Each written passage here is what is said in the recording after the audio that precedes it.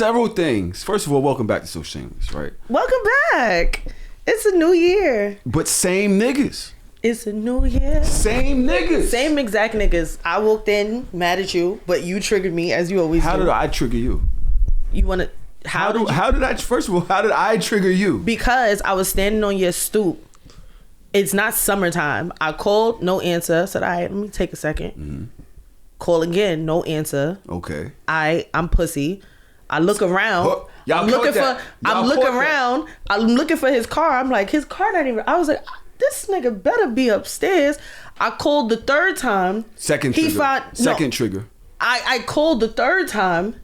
He finally answered the phone. I'm like, yo, why you not answering your phone? Like, I'm fucking you? I'm like, bitch, I'm standing on your stoop. Like, what you mean? What do you mean?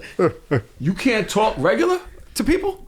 I'm supposed to be excited, say, hey, how you doing? I just called you 2 times. You just had 2 missed calls from me. You didn't answer and you didn't call me back. I'm just standing outside in 40-degree weather, winter in New York. Not 40. I'm so happy. Not 40-degree weather. Oh my God.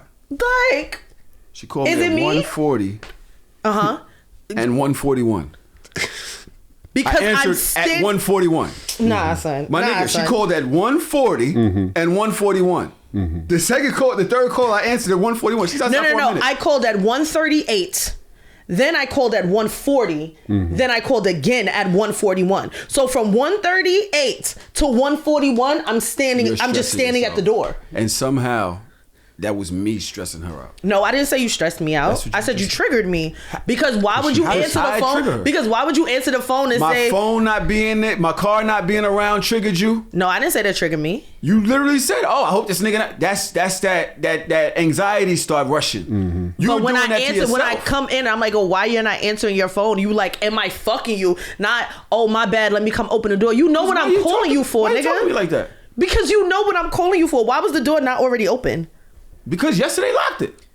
So why am I the problem? I didn't say you was the problem.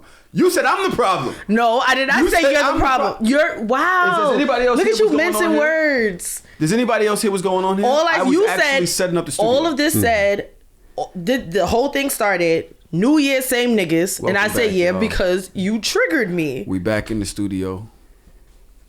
This is honestly. I started the thing talking about how I'm sick of y'all niggas. And somehow I became the problem. Mm-hmm. I didn't even do anything. I literally was in here. How you sick of me? What'd I do? I'm just glad that y'all ain't focused on my shit yet. So yeah, we gonna get there too. Carry on. No. But this girl here, this wasn't even a today thing. Mm-hmm. This shit started 3 days ago with her. What happened? And her misery. My what? Misery. We got a group chat for her wedding. Mm-hmm. The shit is titled Groomsmen. Mm-hmm. Mm-hmm. Nothing but guess what's in there? What? Niggas. Men. Yeah. It's us. Away from them. Right? Makes sense. Why I get a fucking text from Drew? Wow. Yeah. Yeah. Here, what's the text say in the chat? Learn it, thanks, Daj with a dance. It's a cute little dance. It's a little TikTok. But it's a little dance. It's very small. I said, I'm 50 years old. I'm not. I'm not doing that. That's shit. Not even in the dance. Listen. I said, I'm 50 years old.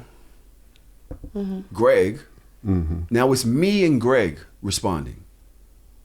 2 of the biggest assholes in the world. Mm-hmm. But also 2 of the most supportive to this person out of most of her friends, male friends. Mm-hmm. No? Oh. Also, 2 people that she know is going to complain but going to get the shit done. Mm-hmm. Also. Mm-hmm. All complaints are null and void. You have 5 months. Enjoy, Brown Heart. From Drew. Mm-hmm. Greg says, you're turning into Dodger. I wouldn't be surprised if she typed this herself. I said, absolutely, she did. She threw an exclamation point. Mm-hmm. She says, and did. I said, because Drew don't talk like that. Right. Null and void and all this every shit. Like, the fuck? Drew don't talk like that. Right. Right? So now, me and Greg is fucking joking with Drew. Drew. And this one gets mad. She gets bothered. I say, yo, this is why we don't allow women in the male group chat. Didn't you also What? also put a picture in there and said I was being a bridezilla? I did. Okay. And make sure you add that too, because context. Right? Yeah. This is my wedding day. Do as I say. I said that? I haven't even asked y'all for shit. Yeah, that's what you said. I didn't even ask y'all. I've never asked This y'all is for my shit. wedding day. Do as I say. After this other shit, you're invading as your man. Invade? I never said, how was I invading as him when I wrote my name? I never came in there cosplaying. That could easily be mistaken as this is what she said. We don't know it's you. You 'Cause it's the literally male group just chat. said that you knew it was me. Only after. Oh, I'm sorry. There was bro. There was pieces to it. My bad. Babe. Go ahead. Trump, do you understand what I'm saying? Yeah, of course he does. If Drew says, yo, she said that, But he might did- put the dash. She but said he that, not didn't me. say Daj, because he would have said, yo, Daj said ... I said it and I wrote my name next to it. I'm sorry. I'm the problem. Why not just text us away from the male group chat? Why would I? Who told you First of all, why would I text y'all away from a group chat that's already made All right. for the wedding? That makes doesn't make sense. That does make sense. And I said the But now same that you're exact here- thing to the bridesmaids. But I now put the that you're same here- text in the chat. I understand that. And you're absolutely right. You're right. It does make sense to use the group chat or to have him do it. Yeah. But now that you're here, Now that I'm we're here, going to what? be us in our group chat. We're going to joke the way we joke in our group chat. That's fine. Do what you Why want. are you getting pressed? You shouldn't even be here. No. Where's your man at? Where's the nigga that we actually standing next to up there? He should be sending this fucking message, not you. What the fuck is you doing in here? That's like me going in the room when you getting dressed for your fucking Bitch, wedding. the only reason why I you gotta be standing all next to him types is of because bitches of now. me. I gotta be all types The of bitches. only reason Oh, why now you we- standing next to him is because of me. So I didn't know I needed that wasn't permission a low blow? to say some Sean, shit. that's not a low blow? For my fucking wedding. I didn't Unnecessary low know. blow. That was not an unnecessary low blow. Flag Because don't sit on here the and play. tell me, oh, I'm the one standing next to him. Yeah, nigga, because of me. I didn't say I that. should have put y'all niggas in a dress and you should have been on my side then. Shut I up. could have been on your side. The in fuck suit. up. Y'all niggas is not gonna blow my Could shit have right been a now. bridesmail. Don't blow my shit. Don't blow I could my have been shit. a bridesmail. Don't blow you my had shit. to put me in a dress. Don't you blow ain't my gotta shit. misgender me. Nah, I would have put your ass in a dress. I got a cross dress because you got an attitude. Yeah. But now you see why I said bridezilla. Yeah. Because what's all of this for? Because you're pissing me off and It you're sounds doing like it homie intentionally. court. Yeah. That's what it sounds like. It sounds like homie court. Yeah. Against who though? Why you looking at me, Daj? Against who? Yo, I don't Who's have taking who? time for this. Then she said we set off a whole thing, and she's had a breakdown or some shit. Yeah, I had a meltdown right afterwards. I was like, that conversation triggered a whole Hence- meltdown. Sure did. Hence Whole meltdown. Nasty work. the It's whatever. bridezilla meme. How am I a bridezilla? Do you know what a bridezilla is? Hence the bridezilla meme. It's a meme. It's a joke.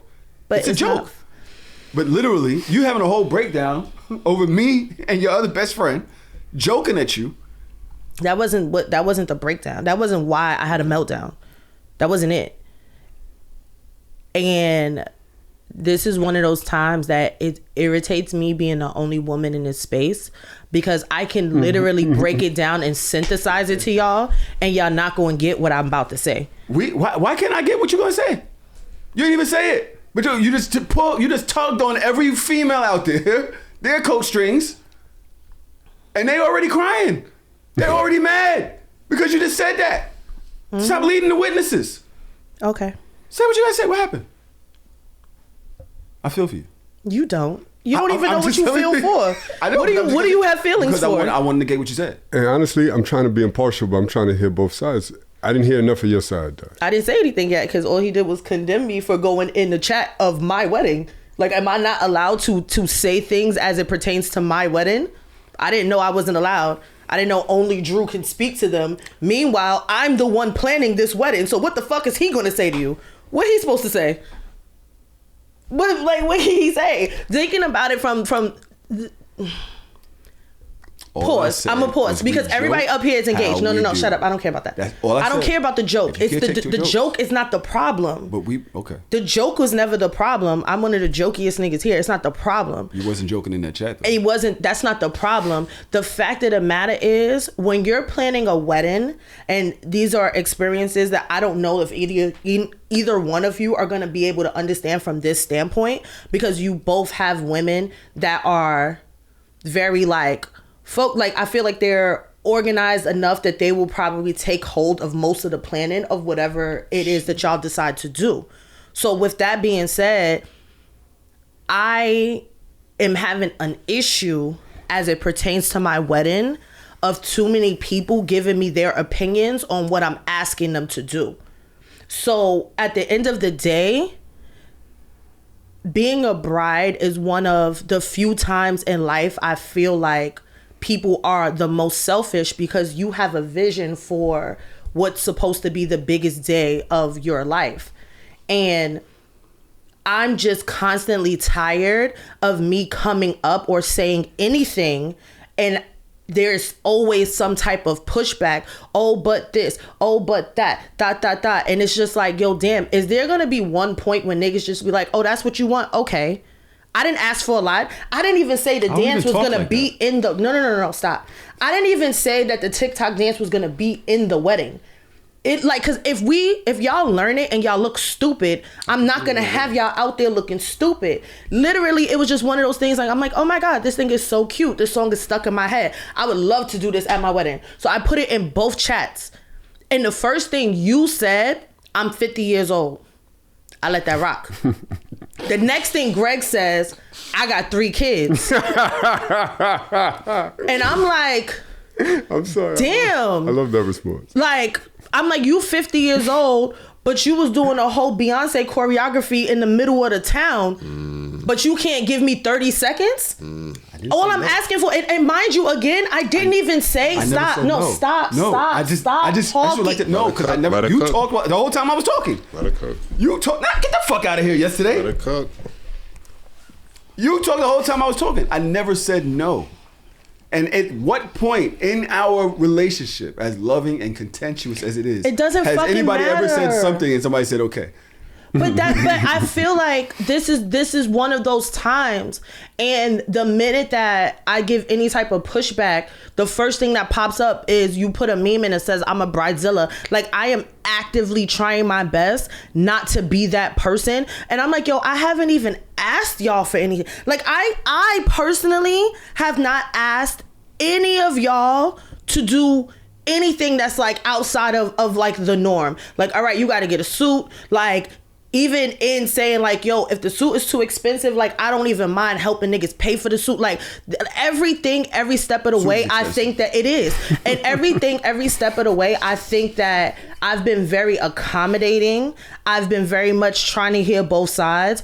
But with the week that I already had as it pertained to the wedding, everything that I've said about my wedding in that week in particular, I'm getting pushback on.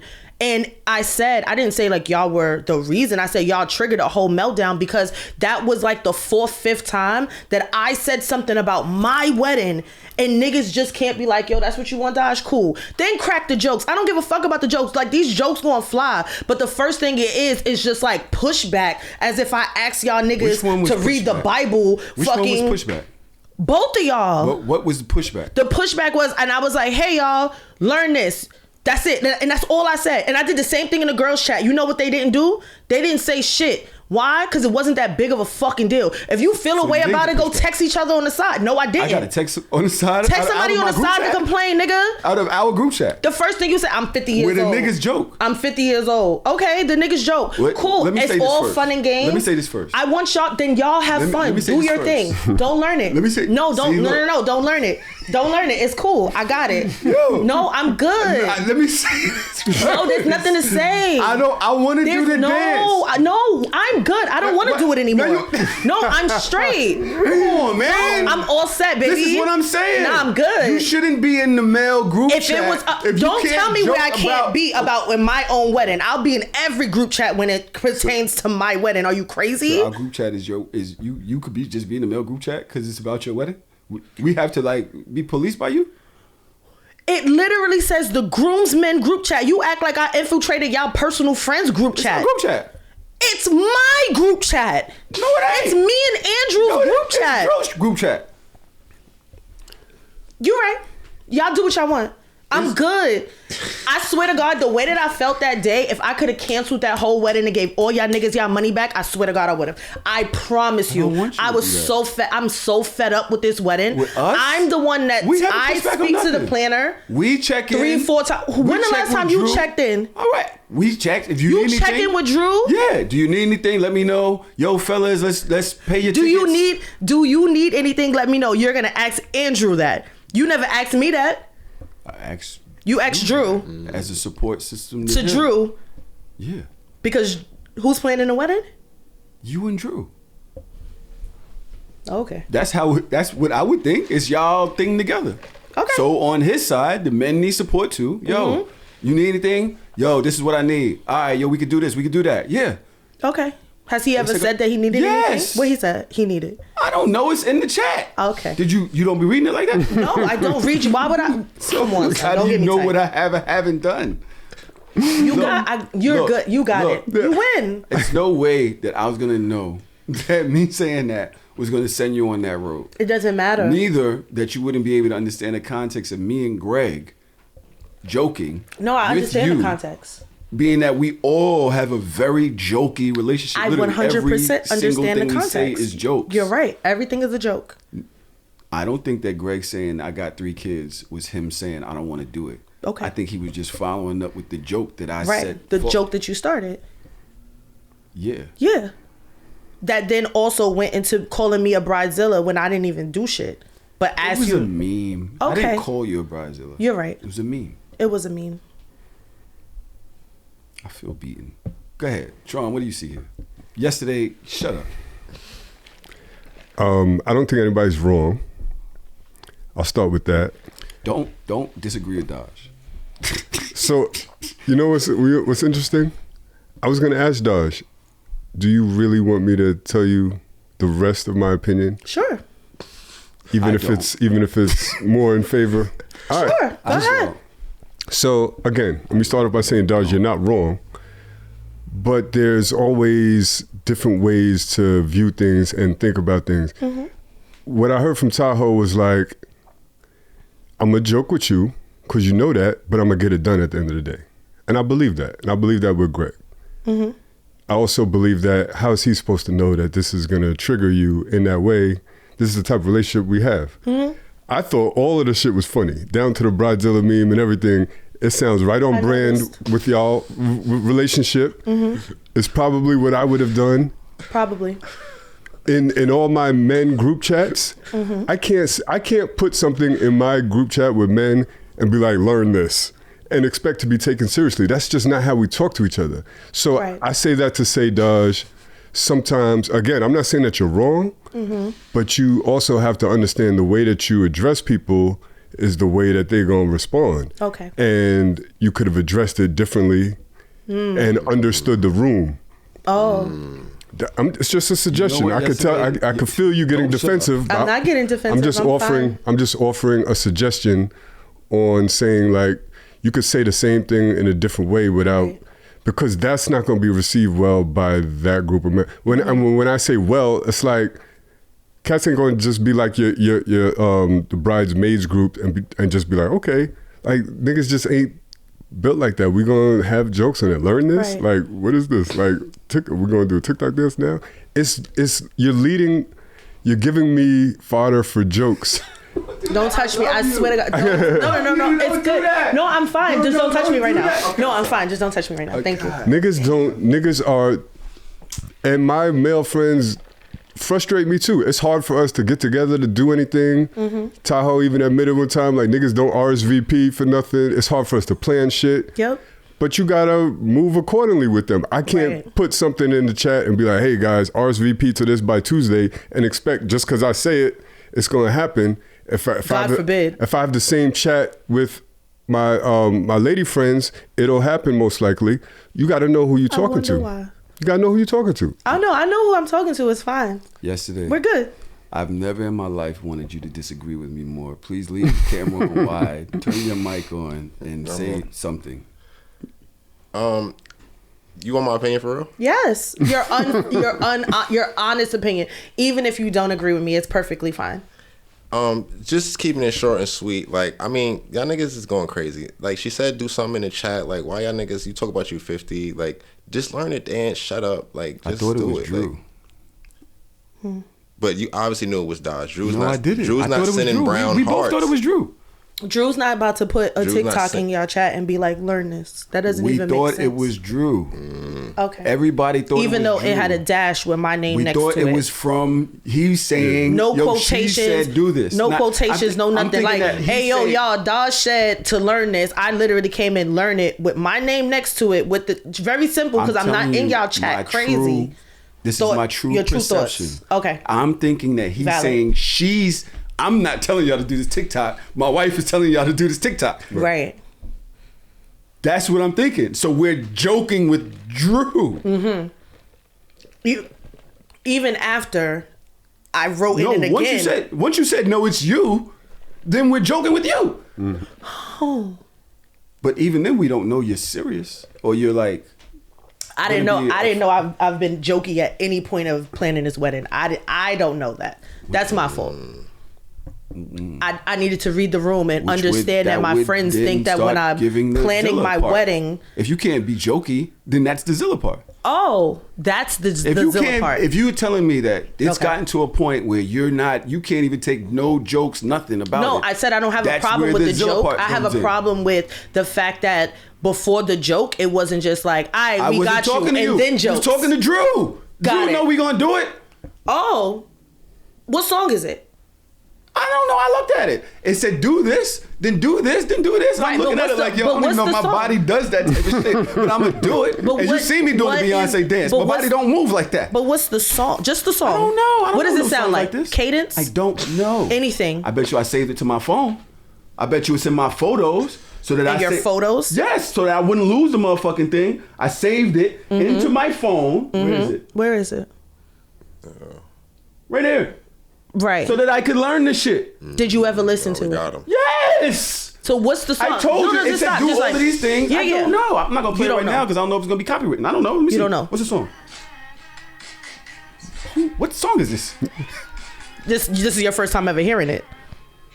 I wouldn't know how to name it. What? I'm sorry. What? Are you dead ass? I'm not dead ass at all. He got it saved. He cleaned it up. How would I cleaned it up? In all fairness, I've heard the song before, but I don't know the name of it. I didn't ask for that. I just said the cadence. What are the words? What is it called? Nothing. Just vibes. Daj. Yes. What I would like to say is, first of all, I didn't know that send the Bridezilla was a bad thing. I thought you was gonna be joking with us. I didn't know that it was gonna trigger you like that. So I'm sorry. Why would I want to be called a monster? Because I'm trying to plan my wedding. I mean, you like that all the time. Huh. I didn't think that it would be no different during this particular thing. Right. But if I did know that, I would have avoided it. I wouldn't have done that. Mm-hmm. Okay? But it's okay. You don't have to learn it anymore. You can literally get rid of it. I'm so serious. Yeah, yesterday. Yeah. Yeah. I see. Go. Come on. I think Daj is being a little. No. Daj is being a little thing. I get where you're coming from, but he did have it in his phone. And as niggas, like I agree with the sentiment. Like, all right, we might say whatever in the moment, but if that's what you wanted, and you're saying like, yo, this is what I want niggas to do, I'm pretty sure niggas are not gonna be anti. So no, I feel like the niggas. Like, I really don't want niggas to do it at all. When I'm telling you, I'm so 100% dead ass. You know I am 100% dead ass. I think you're letting the moment of the week, you know what I'm saying, or everything that's like you said happened before. I think you're letting all of that pile up, and because this happened at the very end, you get what I'm saying. So it's not really more so them. I think it's more so everything. Yes, I'm very defeated, very deflated, and I'm done. When I say I'm done, it's not just this situation. I'm done, period. Like, why? Because I'm done. But why? I thought I explained that already. I could understand that. I think she said she's done because she's been doing the bulk of the planning. So it's Drew's fault. No, it's not Drew's fault. Because this is not his lane. Yeah. Like, I understand my partner. Neither is doing the TikTok dance, but I'm gonna learn how to do it. And she also if I'm the only motherfucker on the beach that day, bet I'd start doing the damn dance because she's not gonna make me the guy that killed the damn dance for her. You're not the guy. This is like, so I don't nobody want else you wanted to do the dance. No, it's not about the again. It's not about the dance. You're not the guy for me. I am at that point of planning my wedding that I'm good on anything extra. Like at this point, the only thing that I'm focused on solidifying is me and Drew. And everything else gonna come extra. If y'all look stupid standing up there, y'all gonna look stupid. If bridesmaids don't show up, they don't show up. If niggas look dumb, they gonna look dumb. I already have a contingency plan based off of the fact that I'm dealing with a lot of other people's stupidity right now. You're not gonna have me out there and you on some just me and you shit. It's my wedding. It's the most important. Like I said to you, if I could have that day. You gonna start doing a TikTok dance without us? No. I'm not doing anything. What I'm saying to you is, if there was a possibility that I could have canceled my wedding after the week that I had, I would have absolutely canceled my wedding and I would have eloped. I promise you. But it's too far gone right now and I can't. But if I could, after the week that I had, I would have canceled the whole thing. And it would have been me and Drew. I would have flew out with that nigga next week and we would have did it and that would have been the end of it. And that's how I feel right now. Well, he is the person that I am focused on in our alignment. And everything else, fuck it. Everything, everybody else is a big ass fuck it. I'm sick of all y'all niggas. Not you in particular. I don't want you to take this personal. I want you to understand the conglomerate. Like everybody that I invited, I want all y'all niggas to stay home. That's how I feel. Niggas spent mad money on I know. What you mean? That's tough. You don't want niggas there. I don't. Listen. I swear to God, I don't. I really don't. There's a lot of times when I get into the people pleasing thing where I feel bad for shit I probably shouldn't have felt bad about. Mm-hmm. But in this instance, I don't feel bad for me or for you saying that. I feel bad that you feel that way. That's where I'm at with it. You know, and I also don't think that I don't know if I've dropped the ball on this or how many people have, but we have enough time to figure that out. You know, I don't wish that for you. Can't wait to celebrate your wedding. I think that is fine. It's gonna be dope. I also think that I think it's gonna be fine. I think it's gonna be dope. Mm-hmm. So we just need more moments where you are reassured that it's going to be a fucking great time and a great celebration. I don't believe that it's not. That's not the part. Can that's we not joke with me. Drew about it though? You can joke with him. You can say whatever y'all want to say. I promise you. Like we're good. I think can that you learn the TikTok dance. You can do what you want. I think that I'm at the point. My vision was never for me to learn it. If you want to be very honest, we can have an honest moment of what I thought about. So the song goes, wait, they don't love you like I love you. And like, I wanted me and Drew to kind of like be in the middle and the bridesmaids and the groomsmen that y'all like do the dance in celebration of our love. That's how I saw it. Mm-hmm. But we're not going to do it. With that being said, I kind of wish I didn't have bridesmaids or groomsmen right now.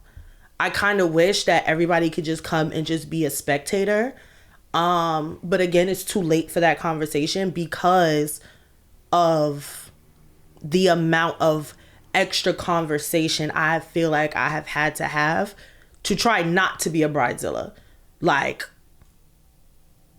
I just think that the decorum of wedding is not something that's on a lot of people's, like, that's not the top of people's list. Like, I don't think that we know enough about the decorum of what it takes to be in a wedding and what that looks like.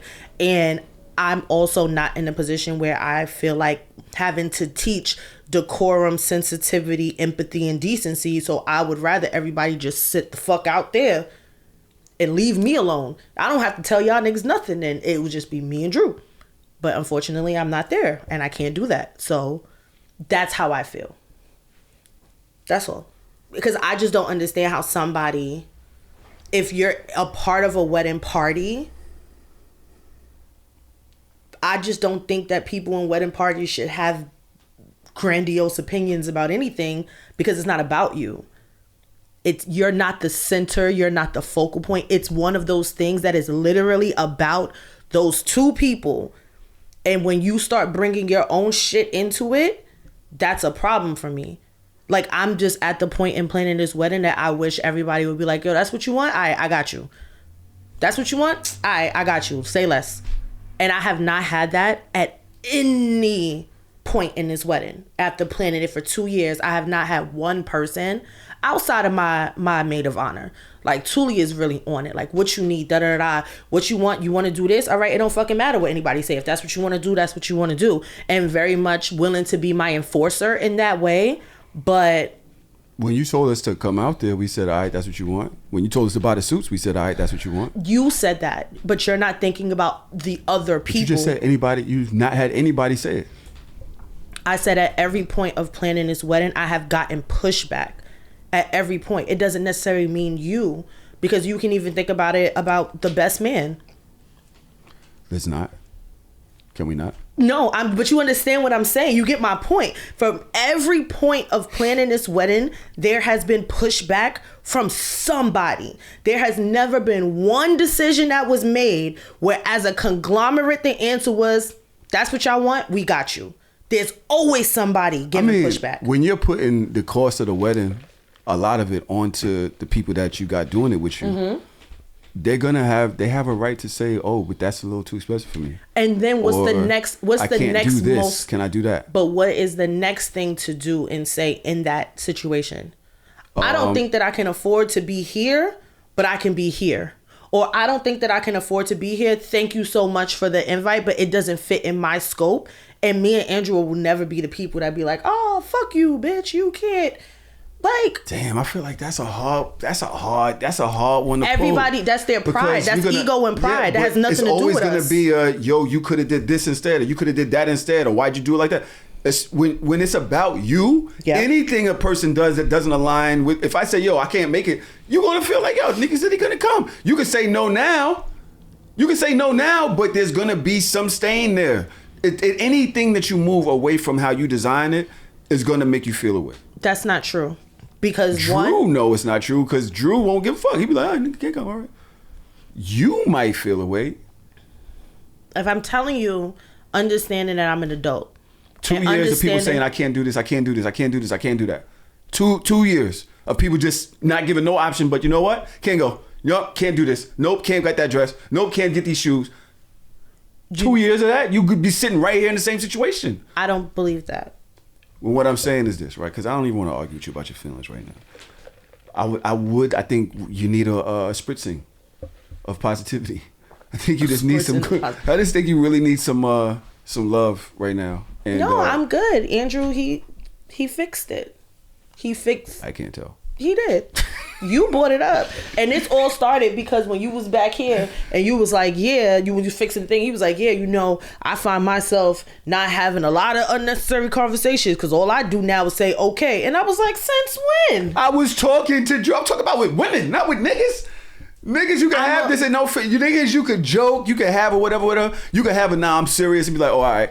And everything moves forward. But then even when I said... With women, you can't do that because it's just going to keep going. So I just say okay because... But you never said okay. I was talking to Drew. Even when I said in the group chat, like, yo, no complaints, no nothing. Like, y'all don't have the space to complain right now. Just please do what I asked. And I put a nice little heart. I was still fine. Then you put the Bridezilla shit in there. That was after me saying, like, yo, I just want y'all niggas to comply. I don't really know if you said that. What I said? What was the second message I put in the chat? Read it. This is my wedding day. Do as I say. With a heart. I haven't even asked y'all for shit yet. Be corny on your own time. That's what you said. And once you said be corny on your own time, I'm like, no, give me that. That's some bullshit. This is our group chat. This is my time. This is our group chat. Why can't we joke in here? You came in here as Drew. So we're joking with Drew. And now that you're here and you're saying, yeah, this was me coming. No, I'm talking about before that. I put non-negotiable with the heart and an upside down emoji. You said, I'm 50 years old. Greg said, I got 3 kids. I said, all complaints are null and void. You have 5 months. Enjoy. Still fine. Because now we're thinking that's Drew talking. We're like, Drew don't talk like that. Exactly. Like, so this what became the thing. It doesn't matter. We're not doing it. It became the thing. It became, so for you, it's about fine. the dance. And for us, it's about you being in the chat telling us the shit and acting like Drew. You're right. I should have just added myself to the chat. I'm sorry. I did it wrong. And changed the name of it. Groomsmen +1. That was actually a thought. Yo, we love you. You know, I don't know what. So look, I don't know what you was going through, and I understand that it's a lot. I'll tell you after the show. Because it was a lot. It's already been a lot that you know we've spoken about. So I can understand This is why people have wedding planners. Do you have one? Yeah, I have a wedding planner. I talk to my wedding planner, nigga, more than I speak to you. It's like a doula. Huh? A wedding planner is like a doula. Yeah, I speak to my wedding planner a lot, and I was speaking to him a lot in that week. Yeah. His name is Jose. See? And without Jose, I would have been crashed out. Jose? Why you don't know the name of the wedding planner? He literally emails y'all all the time. I don't get them. Tanae gets them. Oh, okay. That makes sense. You put Tanae's email on it so that she gets shit done. I love Anyway. that. The women. How y'all feel about this convo?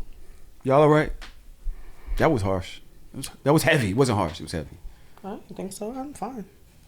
Do you look forward to getting married? Yeah. We're not doing all. You can't tell. No, we're not. Sorry. I'm sorry. I'm in the mode. Nah, it's I'm fine. in my mode. Hey, listen, man. I can take a joke. Listen. See? We are. You know what's funny? As I'm listening to this conversation, I got so many feelings and emotions and input. But I just wanted to be a bystander and listen. But I've literally been a part of hundreds of weddings. And I've seen all of this unfold. And I've seen people plan a lot and it be overwhelming. And you want everything to be perfect. You know what I mean? It's hard because you want it to be a certain way. So you're going to plan and you're going to implement things. But then when it doesn't work out, you can be frustrated and disappointed. And that's the last thing you want to feel on your wedding day. You know what I mean? So when I speak to the couples, I usually tell them like, you know, let's plan, but please try to be flexible with things. If time doesn't allow for certain things, have priorities. Because I've had people tell me our biggest priority is to have a party. We want to have a dance party. But then they want to do the garter, they want to do the bouquet, they want to do 10 speeches. And I'm like, after all that shit, you got 25 minutes to dance. You know what I mean? I'm like, I tried to tell y'all before, like, this catering hall is going to cut y'all off at 10 p.m. Like, that don't got nothing to do with nothing else. You know what I mean? Right. So, you know, you got to think about all of those things. It's a lot. It's hard. And it's funny because I never really thought about what I wanted to do for my own wedding until now. And luckily, you know, my fiance is on the same page. If we don't want to we're not going to have no bridesmaids or groomsmen. Sorry, Tahoe, you would have been my best man. But we're not going to do no You fired me? We're not going to do none of that. You asked me to be a best man. Did I? Yeah. You always my best man. It doesn't matter whether it's a wedding or not. You're my best man. Telling me on the show. I didn't listen. Yo, this is what I'm talking. Yo. I didn't know I told you that. But when I told you that, like, regardless. It was 7 years ago. Definitely got engaged 7 years ago. Maybe 8. But that's shady. Look at you. I wasn't being shady. That's crazy. I say that to say, like, sometimes the depending on the personalities involved and what you really want out of the day, I understand your sentiments, Daj, about you like, fuck all this shit. If I wasn't in knee deep, I would elope because I get it. I've seen enough of this to foreshadow it and to know, like, all right, we're not ready to go down that road of all of these complications and frustrations. You know what I mean? This shit ain't worth it at the end of the day. It's not. It's really not. I am at the point where I'm trying to simplify it as much as possible. We not doing speeches. We not doing none of that. I'm getting one of those little telephones that you can record like a voicemail or whatever, and then they send it and they turn it into like a record or like a flash drive or whatever later. Like, I'm not doing that. We gonna have video booths. You could sit there, you could talk your shit. Y'all can say whatever y'all want to say, but I'm not about to interrupt the party for everybody to talk about how you knew me since I was 12. Like, I don't care. Thanks. I don't care. So yeah, I get it. It's fine. we just gonna simplify this whole. And I think that my expectations for the wedding was really high, and the intricacies of the things that I wanted to do. But I also know that in being overwhelmed or easily overstimulated, that it's not gonna work. Because one more person tell me what the fuck they think about what the fuck I told them to do, I'm gonna crash out. So to maintain my relationships, I'm just not, niggas, do what you want, wear what you want, do what you want. I already know what I'm gonna do. I'm getting pictures before the wedding done professionally so that I can have my perfect pictures, just in case the pictures don't come out perfect. I don't give a fuck what y'all do at all. That's where I am with it. Have fun. We on vacation. Do what you want. I'm not joking anymore. I'm not joking no more. I realized that this shit has gotten really sensitive. I didn't realize that it was that sensitive. And that was the nuance of the conversation, where we don't have, I just think that we haven't, as a New Yorkian culture, we haven't been in enough weddings to understand what that shit's supposed to look like. I can understand how a bitch turned into a bridezilla, and I don't. What is a bridezilla, by the way? I think that a bridezilla is a bride that is uncompromising. That is like, this is exactly what I want it to be, and I don't give a fuck how anybody feels about it. It's gonna be this way. It's my wedding. Just do as I say. And just do as I say. And I've been actively trying my best. In the bridezilla. Yes. Because that's what you said. Right. And I put in the bridezilla after that. Yes. So what are you trying to say? That I was being a bridezilla because I asked y'all to do something and y'all didn't say okay? Yeah. Fine. Absolutely. Bridezilla here. Shake on it. Anyway, Trom. Fuck y'all. Okay. I agree. I hate niggas. I agree. I agree. Fuck God, us. I hate Fuck niggas. us. I totally agree. Fucking suck. But I think that you know that can't wait to get there with you and celebrate your moment. So I hope that it isn't getting deflated by all of these experiences. Seriously. Yeah, I'm trying. Because anything you ask me to do, and I'm pretty sure Greg and most of us want to do it for you. So it was just one of those moments that I think I would have loved to hear. Okay, Daj, and I would have been elated. Okay. We thought it was Drew. I know. I understand, friend. Anyway, I don't even feel like taking Tron to homie court no more. I'm deflated. Oh, that's I just feel like, yo, it's this nigga for how long have you been doing the show? 7 years? How old is Parker? 6? She about to be 6, so 6.5. Yeah, about 6 years. 6.5. 6.5 years. Right? Mm-hmm. Why is he still apologizing for being late every time he's late?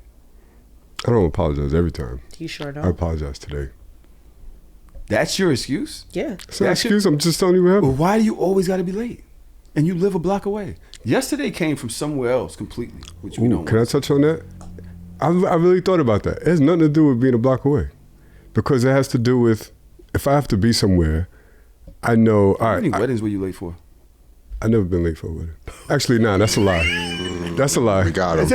We got him. Nah, that's a lie. We got him. I have been late for a wedding. We got him. But the difference is, we got him.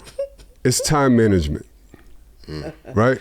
So it has nothing to do with how close I am to the time to where I need to be.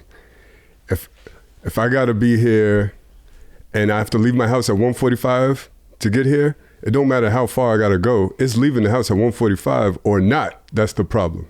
You know what I mean? It's the time that I have to leave. It's time management. It's like just not leaving on time or not factoring in. So the difference between close proximity and further away is there's more room for error when you got to travel far. And you do have to leave room for error. That's one thing that I don't do. And I didn't do that today. And sometimes I don't do that when you travel far and you're more prone to being late. So, but that's, I know my problem. Nigga said I'm a work in progress. You know this motherfucker has us go. By the way, my goddaughter's birthday was yesterday. I told him I was taking the homie court today for this. Goddaughter's birthday was yesterday. He has the fucking I'm sorry. I didn't mean to curse because I love her. No, you can curse. Right? You're not cursing at her. No, I'm still not going to do it. He has her party on 44th Street and 8th Avenue. Where? At Bolero. Okay. My thing is this. Congestion pricing just started. Right. It's fucking Sunday. It's Times Square. Why would you invite all your friends to this spot? Mm-hmm. Right? He tells me a good reason. He's like, oh, you know, they live in the Bronx. We live in Brooklyn. Halfway. Somewhere it's halfway. Okay. But that's not halfway for everybody else because we all got to pay to be there. I got to pay $40 just to get in here. I got to pay for parking. Mm-hmm. I got to pay congestion pricing. Right? Right. I tell him about it. He's like, yeah, I took the train. I'm like, you took the train? Why would you tell people to take the train? Why would you tell people, why don't you, like, yo, you just cost people like $600 to come here. Just for traveling. $600? That's basically what it is. 40 times however many people? There wasn't 40 cars that drove from Brooklyn. All right, $40 times 20 people. How much is that? Okay, so when we were on Patreon, we were talking about how parents deal with their children. Child, fuck these kids. Right? Mm-hmm. I was watching, shout out to Terry Roseland of R.oses Are Dead. There's the podcast that I was out in Chicago. As a matter of fact, Terry is opening our show with Jody.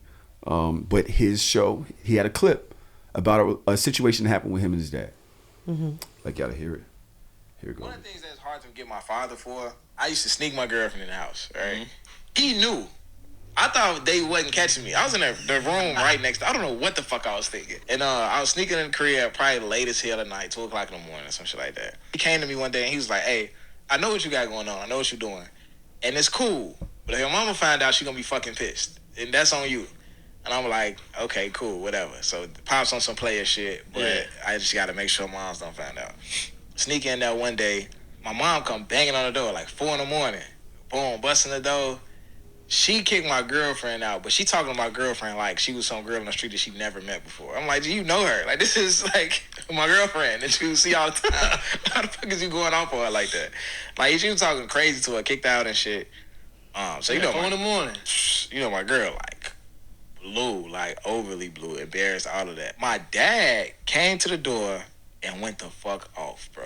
He had to play that role. This nigga could have won an Oscar, bro. Like, he could have won an Oscar. He went the fuck off, and then he walked off, and then when all the shit was over, he came back and was like, bro, I told you. And like, I mean, it's funny we can laugh at it, but I thought that was just like some whole ass shit. No, right now, I still feel like that was some whole ass shit. Because my thing is like, nigga, you could have just told me don't do it. You could have just been like, nigga, just don't do that. Like, don't do that at all. But to kind of play it like you cool with it, and then even when the whole shit went down, you could have just not said nothing because you was cool with it. You could have stayed out of it. But for you to like try to acquiesce to her and go the fuck off on me, and he was going hard too. Like, he was going hard. I know you was like, what the fuck is happening right now? Like, and that's something I feel like it's just hard because I lost a lot of respect. That was probably the first time I saw my dad as a human. That was probably the first time I ever looked at my father as just a regular person. Yeah. I'm like, I don't even want to say what I was thinking. This nigga a whole bitch. What do y'all think about this? Props to the dad. I feel like props to the dad. Props to the dad. And I think that young man will understand either when he gets in a serious... Yes. Yeah, shout out to the pops. That man will either understand when he gets into a serious relationship and or has kids. Because the dad did exactly what a player as cool as dad is supposed to do. Yo, I see what you got going on. I'm not mad at it. Yeah. Don't let your moms find out. Right. I'm not going to tell you not to do it. I told you what you need to do with not so many words. You let your moms find out. Now, what the fuck you... So now the dad is like, if the dad in that moment acts like he's on the kid's side and doesn't stand up with his wife, now that's going to be a problem with his relationship. Yeah, exactly. And the dad is like, I'm not going to be in here riffing with my wife because of your dumb shit that I told you. Don't let her find out. Like, fuck out of here. I told you, nigga. So surprised by it. Why you don't see that, Josh? Why do you seem like this is crazy? Yo, I I really did not expect y'all to be on this side of the... I'm on his side. Explain. You're a fucking parent. You understand that this behavior is not behavior that aligns with your household. When the dad found out, he should have nipped that shit in the bud right then and there and said, not just if your mom finds, like, I see what you, like, that's the problem. And this is what we be talking about when we say that boys are not raised. Like, that shit is crazy, because if that was his daughter, he would have never let that rock. Like, y'all have like this boys club where you trying to dap your son up, like, yeah, nigga. Like, yeah, nigga, I see you got the girls in the house, but if your mother find out, because she's the real parent. Honestly, I'm trying to get my thoughts together, because I'm really shocked at y'all right now. Hold on. What's wrong with having a different viewpoint? Why is it one over the other? The man could feel like it's okay. The mom could not feel like it's okay, and it's that both things are fine. Yeah. So like, why is that an issue? No, like, because then that's a conversation. Real and one parent not? That's the conversation that the parents need to have to understand what the rules of the house are. And the rules of the house, like, this is okay sometimes, or in certain circumstances, ...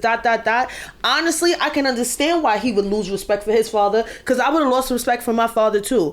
If I was his father's wife, and I saw this podcast, I would spaz on my husband for some old shit that you did, because we were not aligned. We need to be aligned on what... We're not always going to be aligned. No. We need to be aligned on what the rules and expectations of this household. So you betrayed me because you know that I wasn't with it. And you found out about something and you hid it from me instead of having a conversation with me about it. You made a sub rule to the rules of the house, and then you go and talk to my baby crazy on top of that when you already knew. Yeah, you was a bitch ass nigga. That's fucking crazy. And you was never supposed to find out that I'm a bitch ass nigga for my son. You never was supposed to find that out. Yes, I talked to my son about some shit that I know men go through. I spoke to him about it. I know that you're not gonna be cool with the shit the same way when my daughter was having relations. Her mom kept it from me for 2 years. When my daughter went and got her birth control, her mom kept it from me for 2 years. Guess what? This is what people do when with your kids. You understand the other parent. That's different. What's the difference? It's still co-parenting. No, it's me understanding you and then say, you know what? But I also understand my wife. Mm-hmm. I am now stuck in between both of these things. I am going to give you the proper advice, and I'm going to make sure she has a good night.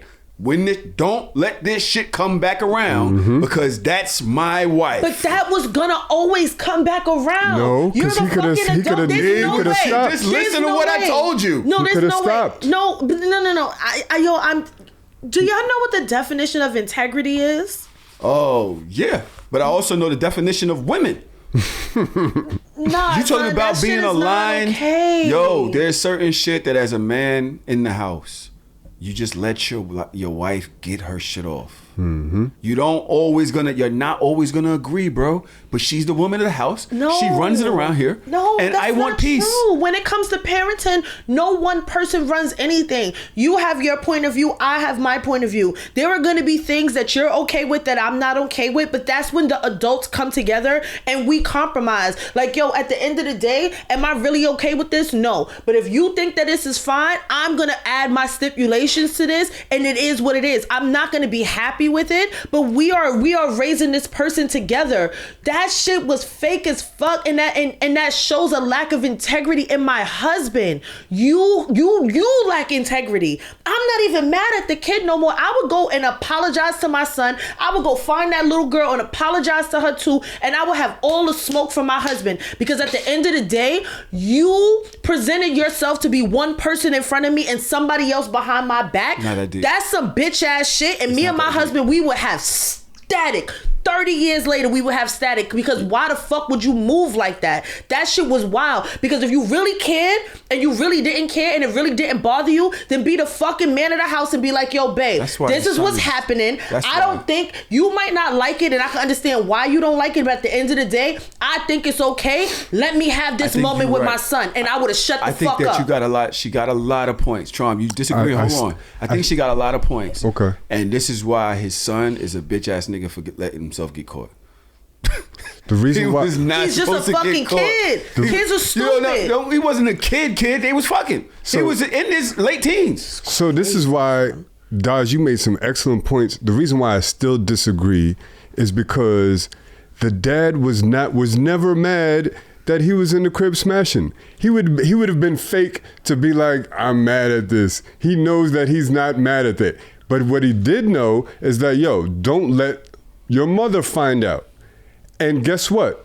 He let his mother find out, and he's mad at that.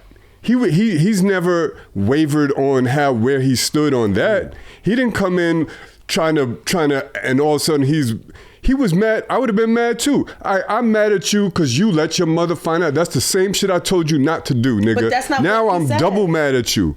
But he said that the moms came down on him crazy and the father came down on him too. Crazy. Yeah. But exactly. about the fact that he had a bitch in the house. He didn't say that.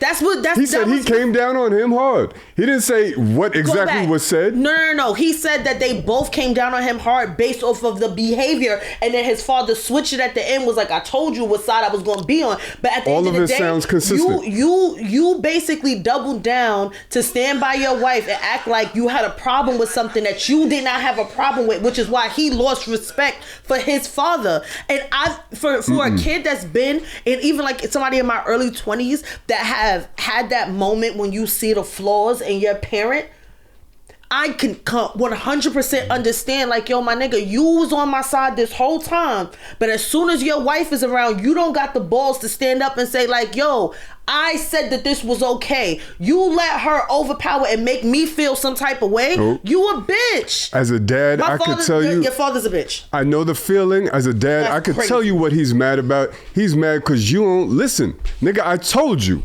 And you ain't listen. Look, this nigga tight. I'm just trying to give you my perspective, right? Crazy, why he's mad, right?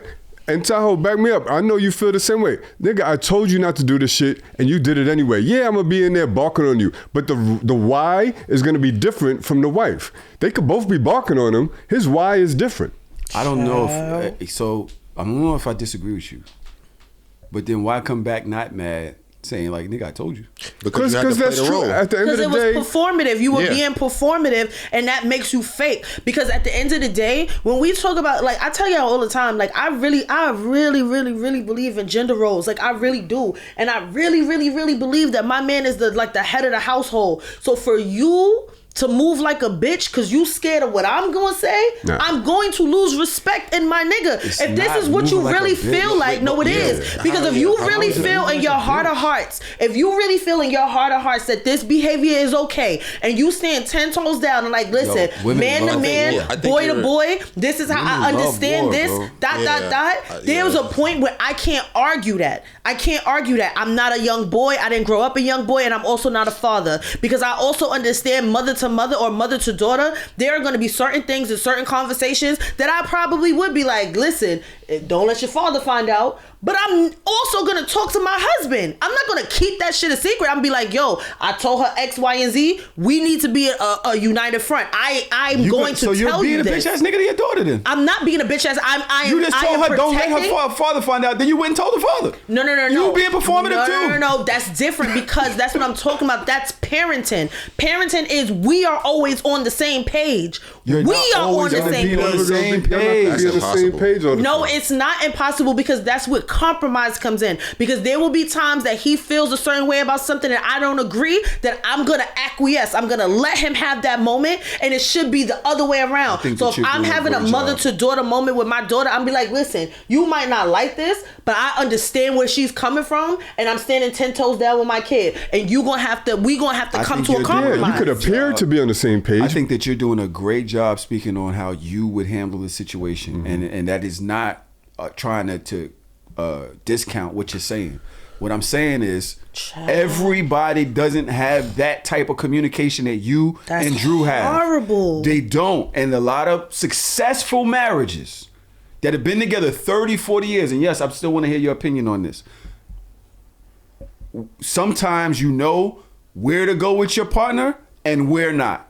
Even though you disagree with certain shit, it isn't like you're not going to allow your disagreement to fuck up the house, fuck up your relationship. You're not going to go that hard with it. So you know what? Dog, I see you doing your thing. I'm glad you're being safe.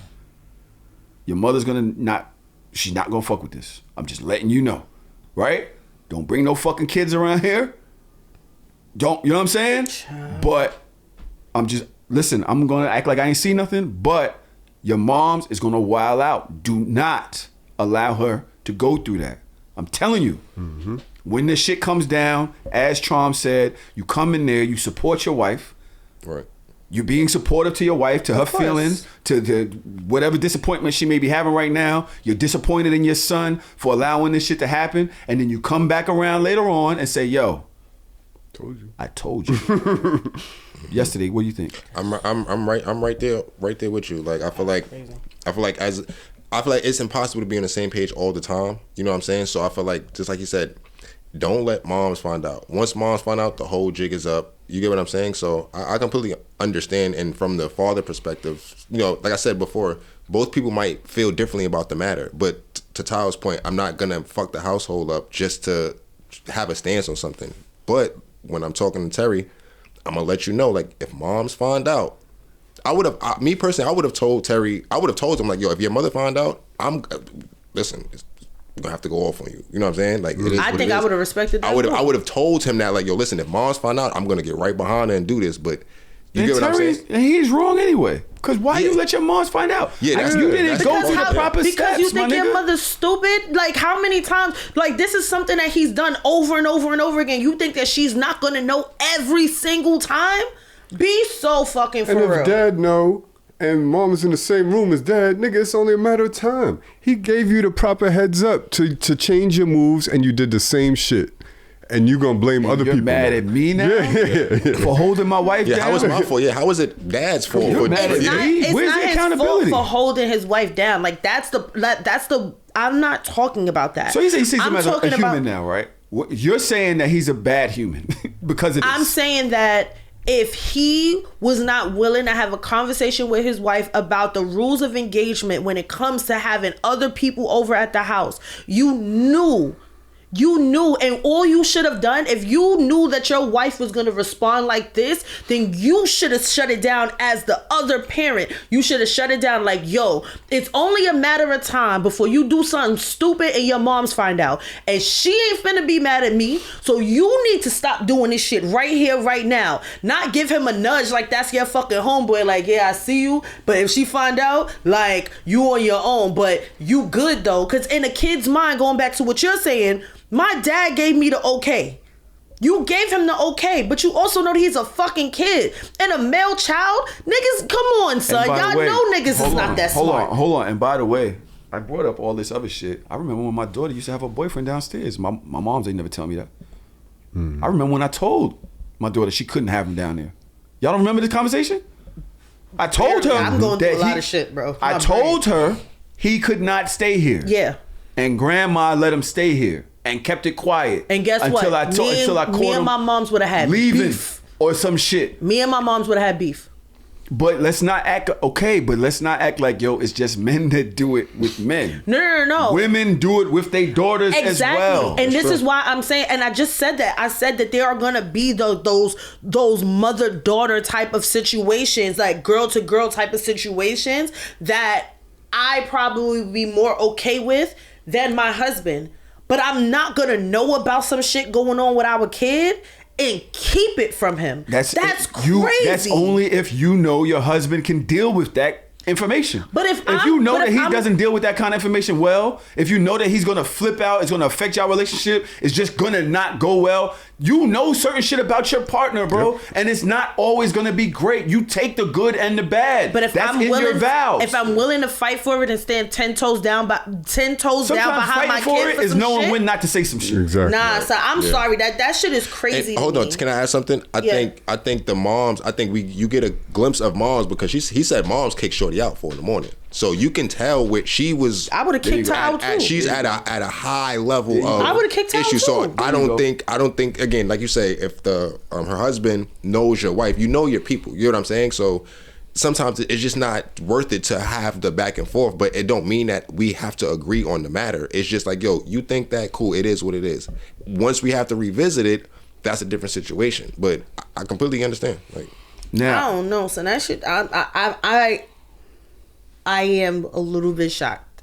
Well, we about to shock you some more. Jesus Christ. Because the very next clip after this goes into kind of a similar situation, right?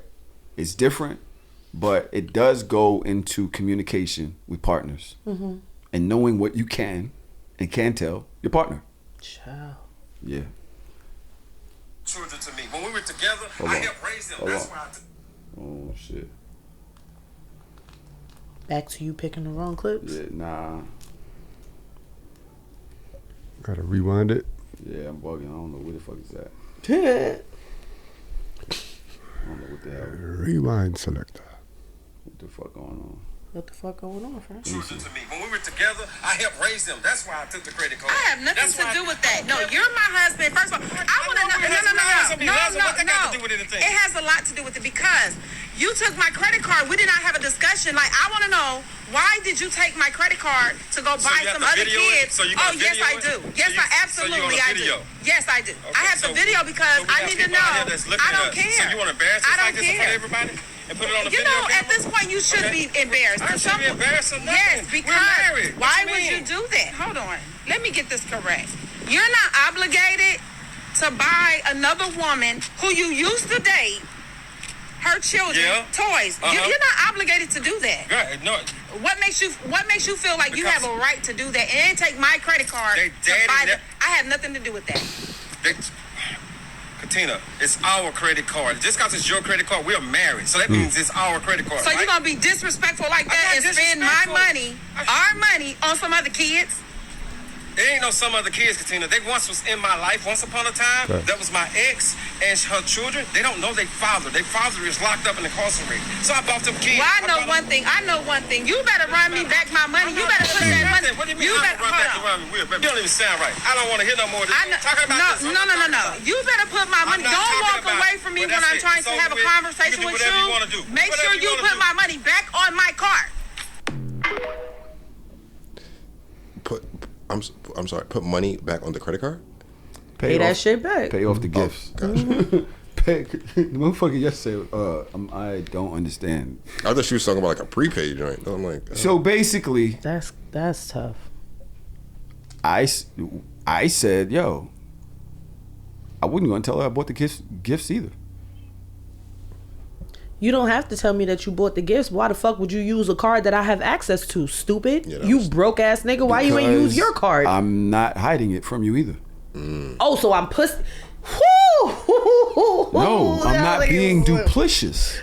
I'm not telling you specifically. But I'm not hiding it from you. But I'm not hiding it. I think hiding it is worse. Yeah, I could have went another route with it, but this is what the fuck I did because I wanted to do it. So why you ain't say something about it? Why would you? It was. Why do I have to tell you? It's our card. You tell me everything you buy with the card? No, but if I would tell you everything that I buy, I don't have to tell you everything that I buy with the card. That's one. But I'm also not gonna support a whole nother household and not I ain't paying no bills. I bought these motherfuckers some Tonka trucks. Right. Like I went to goddamn fucking Big Boys or whatever the fuck it was and bought some toys because the kids ain't getting shit for Christmas. How is that shit? That's not even your fucking business. Mind your business. Now it's not when we always said that if you form a bond with these kids, you're just gonna cut them off and leave the kids. Exactly. Once y'all break up, you can't do that. That's emotional trauma. You cause it to the kids. I know they always get something from me for Christmas. Why can't I get it now? Why? You want to know why? I can't. And this goes back to what I was talking about. You know what you can and cannot talk to your wife about. That's fucking crazy. She want to pull out the camera. She want to be yelling and all that. Put my thing on somebody else's fucking kids and all this other shit. Like, she's not the type to understand this conversation. So then now, you should have done it. Then you should have hit it. Like the bitch ass nigga in the last story. No. Oh, we got him. Because that's exactly what he did. We got him. No. She's that. No.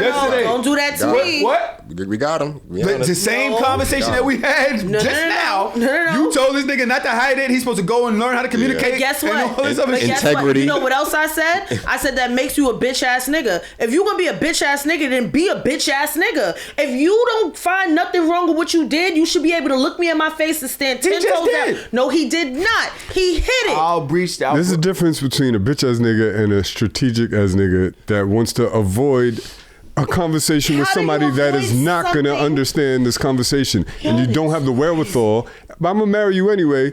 So there's just certain shit that I can't keep it a buck with you about, unfortunately. That's crazy to me. It is crazy. I'm so sorry. Like, for me, to be very honest, I could not see myself marrying somebody that would be scared to tell me anything. If you scared of me, you can't be my husband. Scared is not the appropriate word. What's the appropriate word? The appropriate word is some people are easy to talk to about certain things and some people are not. So and why sometimes, would you marry somebody that's so difficult? Can I finish the sentence? And sometimes you just don't want to. You got to pick your battles, and sometimes it's like, yo, it's not worth the fight. Wow. With the going back to the other case, he's like, yo, I'm not going to sit here and talk to my wife. We obviously differ in our theories on whether our child should have company late at night. That's fine. We could differ in our theories. I'm not going to start no debate with you over it. I'm going to go with you. That's fine. Tell my son, don't let her find out because this is, it's going to be a problem. Like, he don't need to, he got shit to do all day. I'm not trying to argue with my wife about some shit that ain't that serious. I'm going to pick my battles. I'm not going to argue with you about this shit. We feel differently about it. That's fine. Where are you with this? You think that he should have been able to buy the gifts, but just did it behind his wife's back? No, that sounds like what you're saying. I think that he should have been able to have the conversation and say, "This is what I'm going to do." Does she seem like the type of person that can handle this conversation? I don't know that lady. The one that just pulled out the phone and was yelling and doing all this extra shit. Or Tahoe, or the one that kicked the girl out at 4 a.m. Or the one that kicked the girl out at 4 a.m. The teenager. Listen to me. There's so many different things. For me, her pulling out the camera means one or two things. It means that she's trying to have, or she's probably had conversations where niggas like to play mind games and shit, and she need her own fucking evidence. Like, yo, I know I'm not bugging. Okay. I know I'm not bugging. And I do that all the time. When I call my friends, I call you, I'll be like, yo, am I bugging? You do. I be having my bugging moments, and I need to be able to reel it back in because I could be a bug out. So, am I bugging in this situation? Yes or no? That to me is giving am I bugging? Like, is this fucking normal? She was bugging on camera. So I'm like, imagine how she is when she's not the one recording. I feel like if I'm recording, I'm gonna make sure that I'm calm and the other person is clearly in the wrong and all of that. Like, so she's doing her best, and that's her on her best behavior. She's bugging on camera because you already did it behind her back, and then you did it with something that you just told me to do it behind her back. No, wait, stop. You just told me to do it behind her back. No, I said if you gonna be a bitch ass nigga, go all the way with it. You should have did it behind her back with your own card. You said hide it. He didn't hide, but that's the whole thing. You told me in this conversation that he should have hid it.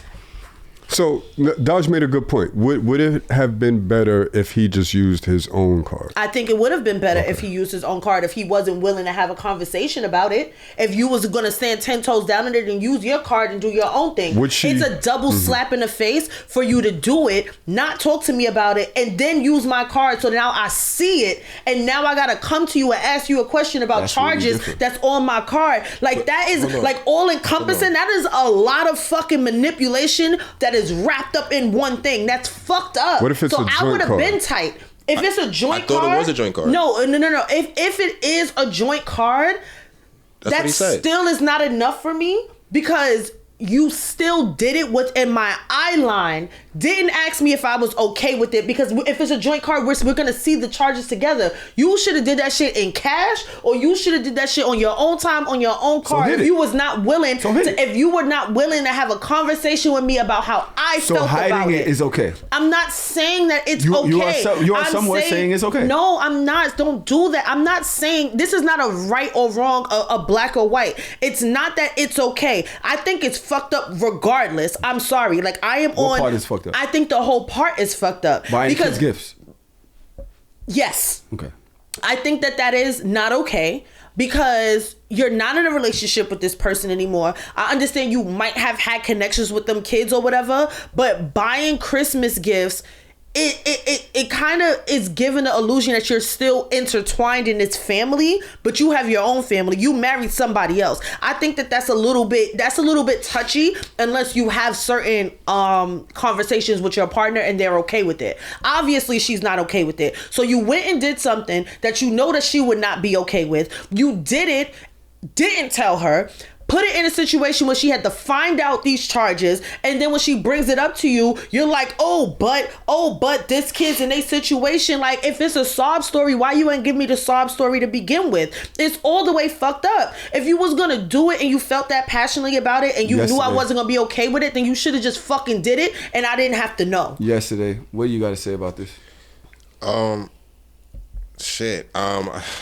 bro, I don't even know, to be honest. I do feel like, is it the issue that he bought is he buying stuff for the kids, or is it the issue that he just used the card? She said both. It's both. And I agree. You do? You agree? So I agree that both is the issue. I think that, like Daj said, if you're gonna buy it on a card where I'm gonna get the notification that you bought it, then it's like, nigga, you know what I mean? I'm gonna find out. So at that point, that kind of deletes our conversation about you not being approachable, because it's like I'm gonna find out anyway. Now you're making it worse. You might as well have approached me on it, even if I'm not approachable. You might as well just use your own card. So maybe you didn't have the limit on your own card, this, that, and the third. So I understand that perspective. So you're also saying hide it. What I'm saying is, because you know she's not okay with her doing it in the first place. You buying the gifts is a problem in the first place. So let me finish. So you're saying hide it. Let me finish. I'll get to that. What I'm saying is he went wrong there. I don't think his intentions was wrong. And I don't think... Oh, he's still definitely fucking the other lady. You have to be fucking. You gotta be son. Like, don't even play it. Let's not act like that's not still his chick. But go ahead. Dead ass. Y'all horrible. I'm just keeping it real. Like, you see by the video, you know he's still fucking shorty. He got like 6 other families. Like, but go ahead. And no bread to support them. Oh my God. Tahoe, you know this. And I don't like putting my personal business out there too much, but I'm a father figure to other kids other than my own. And I take that seriously, whether I'm still with their mom or not. And if their biological father isn't in the picture, that's a big part of it. As somebody that works in the school system and know how black men need to be around in different capacities, whether it be as a father figure, as a mentor, to just leave them flat under any circumstances is tough to deal with. So to kind of still be in their life in an appropriate way is a good thing, right? Yes. You got to find out what's appropriate. Yes. And that usually does require a conversation. Right. If it's hard to have a conversation with your partner, that leaves you in a tough spot. So I say all that to say, I don't think he's wrong with his intentions. I think he's wrong with the manner that he went about it. And I think she's wrong for videotaping the shit and not giving any understanding, but not giving any grace or like, yo, I understand what you're trying to do. This is the way we could do it moving forward. This happened one time. Let's talk about this instead of just jumping out the window with it and videotaping him and I'm gonna embarrass you and this, that, and the third, like he's some fuck nigga. Like at the end of the day, is he really some fuck nigga or is he somebody that's trying to be a positive person in these kids' life? I don't think so. Because it's the way it's not. I think too many times we get into the space of intent versus impact, and your intentions may have been good, but let's talk about the impact. There is no way that you should be in a relationship or even a marriage with somebody without disclosing that you are a father figure to other people and that person being okay with it.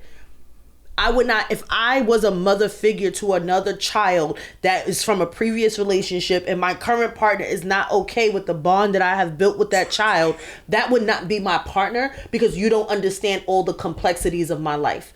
Therefore, there's a lot of dropped balls here and it's coming from every which way.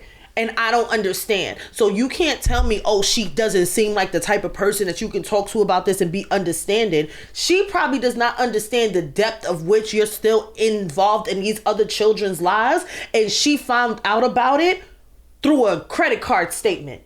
And that's fucking crazy. And we cannot pacify how messed up that is. Well, we don't know.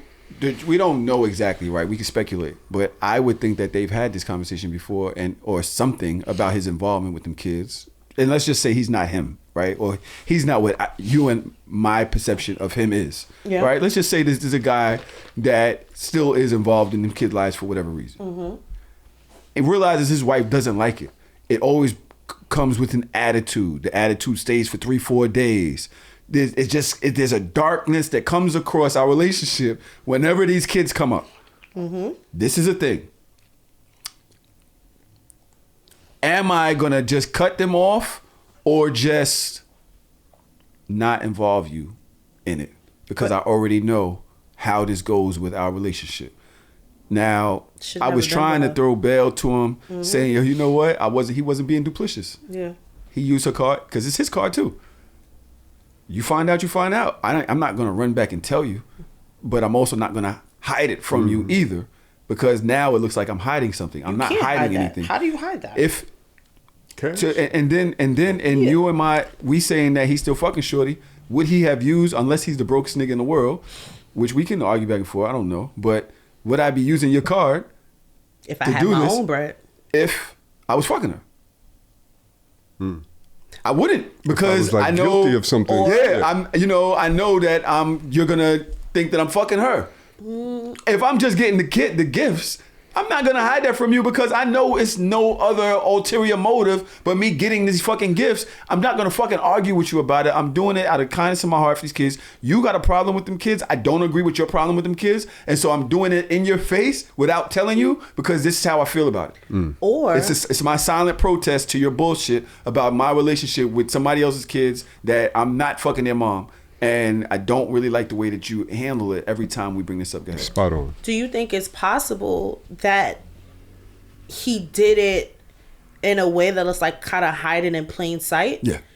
Yes. Because I don't think that he just overtly did it and was like, if she find out, she find out. It could have been in whilst buying other gifts. So now everything looks like it's all together, and then you realize like, yo, I'm looking on Amazon. I saw this gift. That shit ain't in my house. Where did this go? Like, who got this fucking Lego truck? That's a stretch. No, it's not. It's not. No, it's not a stretch, because I think that sometimes people don't understand how meticulous some people are.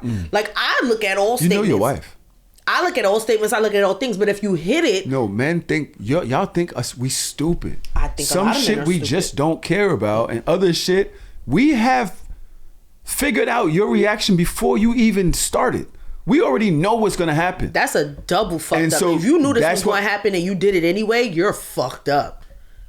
Why? I'm being kid to the kids.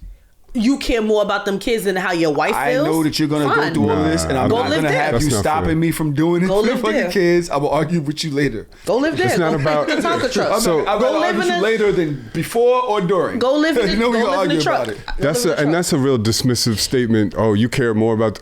No, it's more about what Tahoe's saying. It's like a silent protest. Like, we disagree on this. I'm going to do this. We disagree on it. If you find out, we'll deal with that. But at the end of the day, yeah, I might not be trying to hide it, because I'm not doing anything quote unquote wrong. You know what I mean? Okay. We just feel differently about it. A silent protest go crazy. Silently protest in my house. I dare you. Your house. My house with my card. Silently protest. Your credit card. In my house with my card, you lost me. He said multiple times, this is our card. This is why I'm like, I don't know how y'all keep missing that. He said that multiple times. Well, she said it's my card. And so what I think happens, it looks like they're from the South. Yes. And she put him as an authorized user. Yeah. And gave him a card. And now y'all fucking married, so what's mine is yours type shit. Yeah. Our card could be a different way. It could be authorized user, it could be a joint account, it could be her personal account, but he's like, yo, we married, your money's my money. Yeah. There's a lot of different ways to look at that. Because he said that, he was like, I don't ask you what you spend every time, I don't ask you what you buy when you use the card. So I'm guessing if it's split like that, if it's really 50-50, in that sense, then it's like, I agree. It's tough. Like, if that's the case. Now, if he's mooching off the card, you feel me? If he's mooching and he's not, you know what I'm saying? That's a different thing. I love this nigga. But I think that I agree with you, yes. But then also was like, but anything that I buy off this card is coming into our house. How would you feel if I'm buying off the card and it's going into somebody else's home? That's not necessarily true. That is true. You might take somebody out at work. You might be like, yo, you know what? I'm going to pay for lunch today. That's different. Now I'm like, yo, who the fuck was at lunch? Yeah. Why are you paying for that with my card? Are you paying for Daryl lunch? We could. There's a million things that you might use a card for just in life because you have access. And This is a business relationship. You made me more powerful. I can do this now.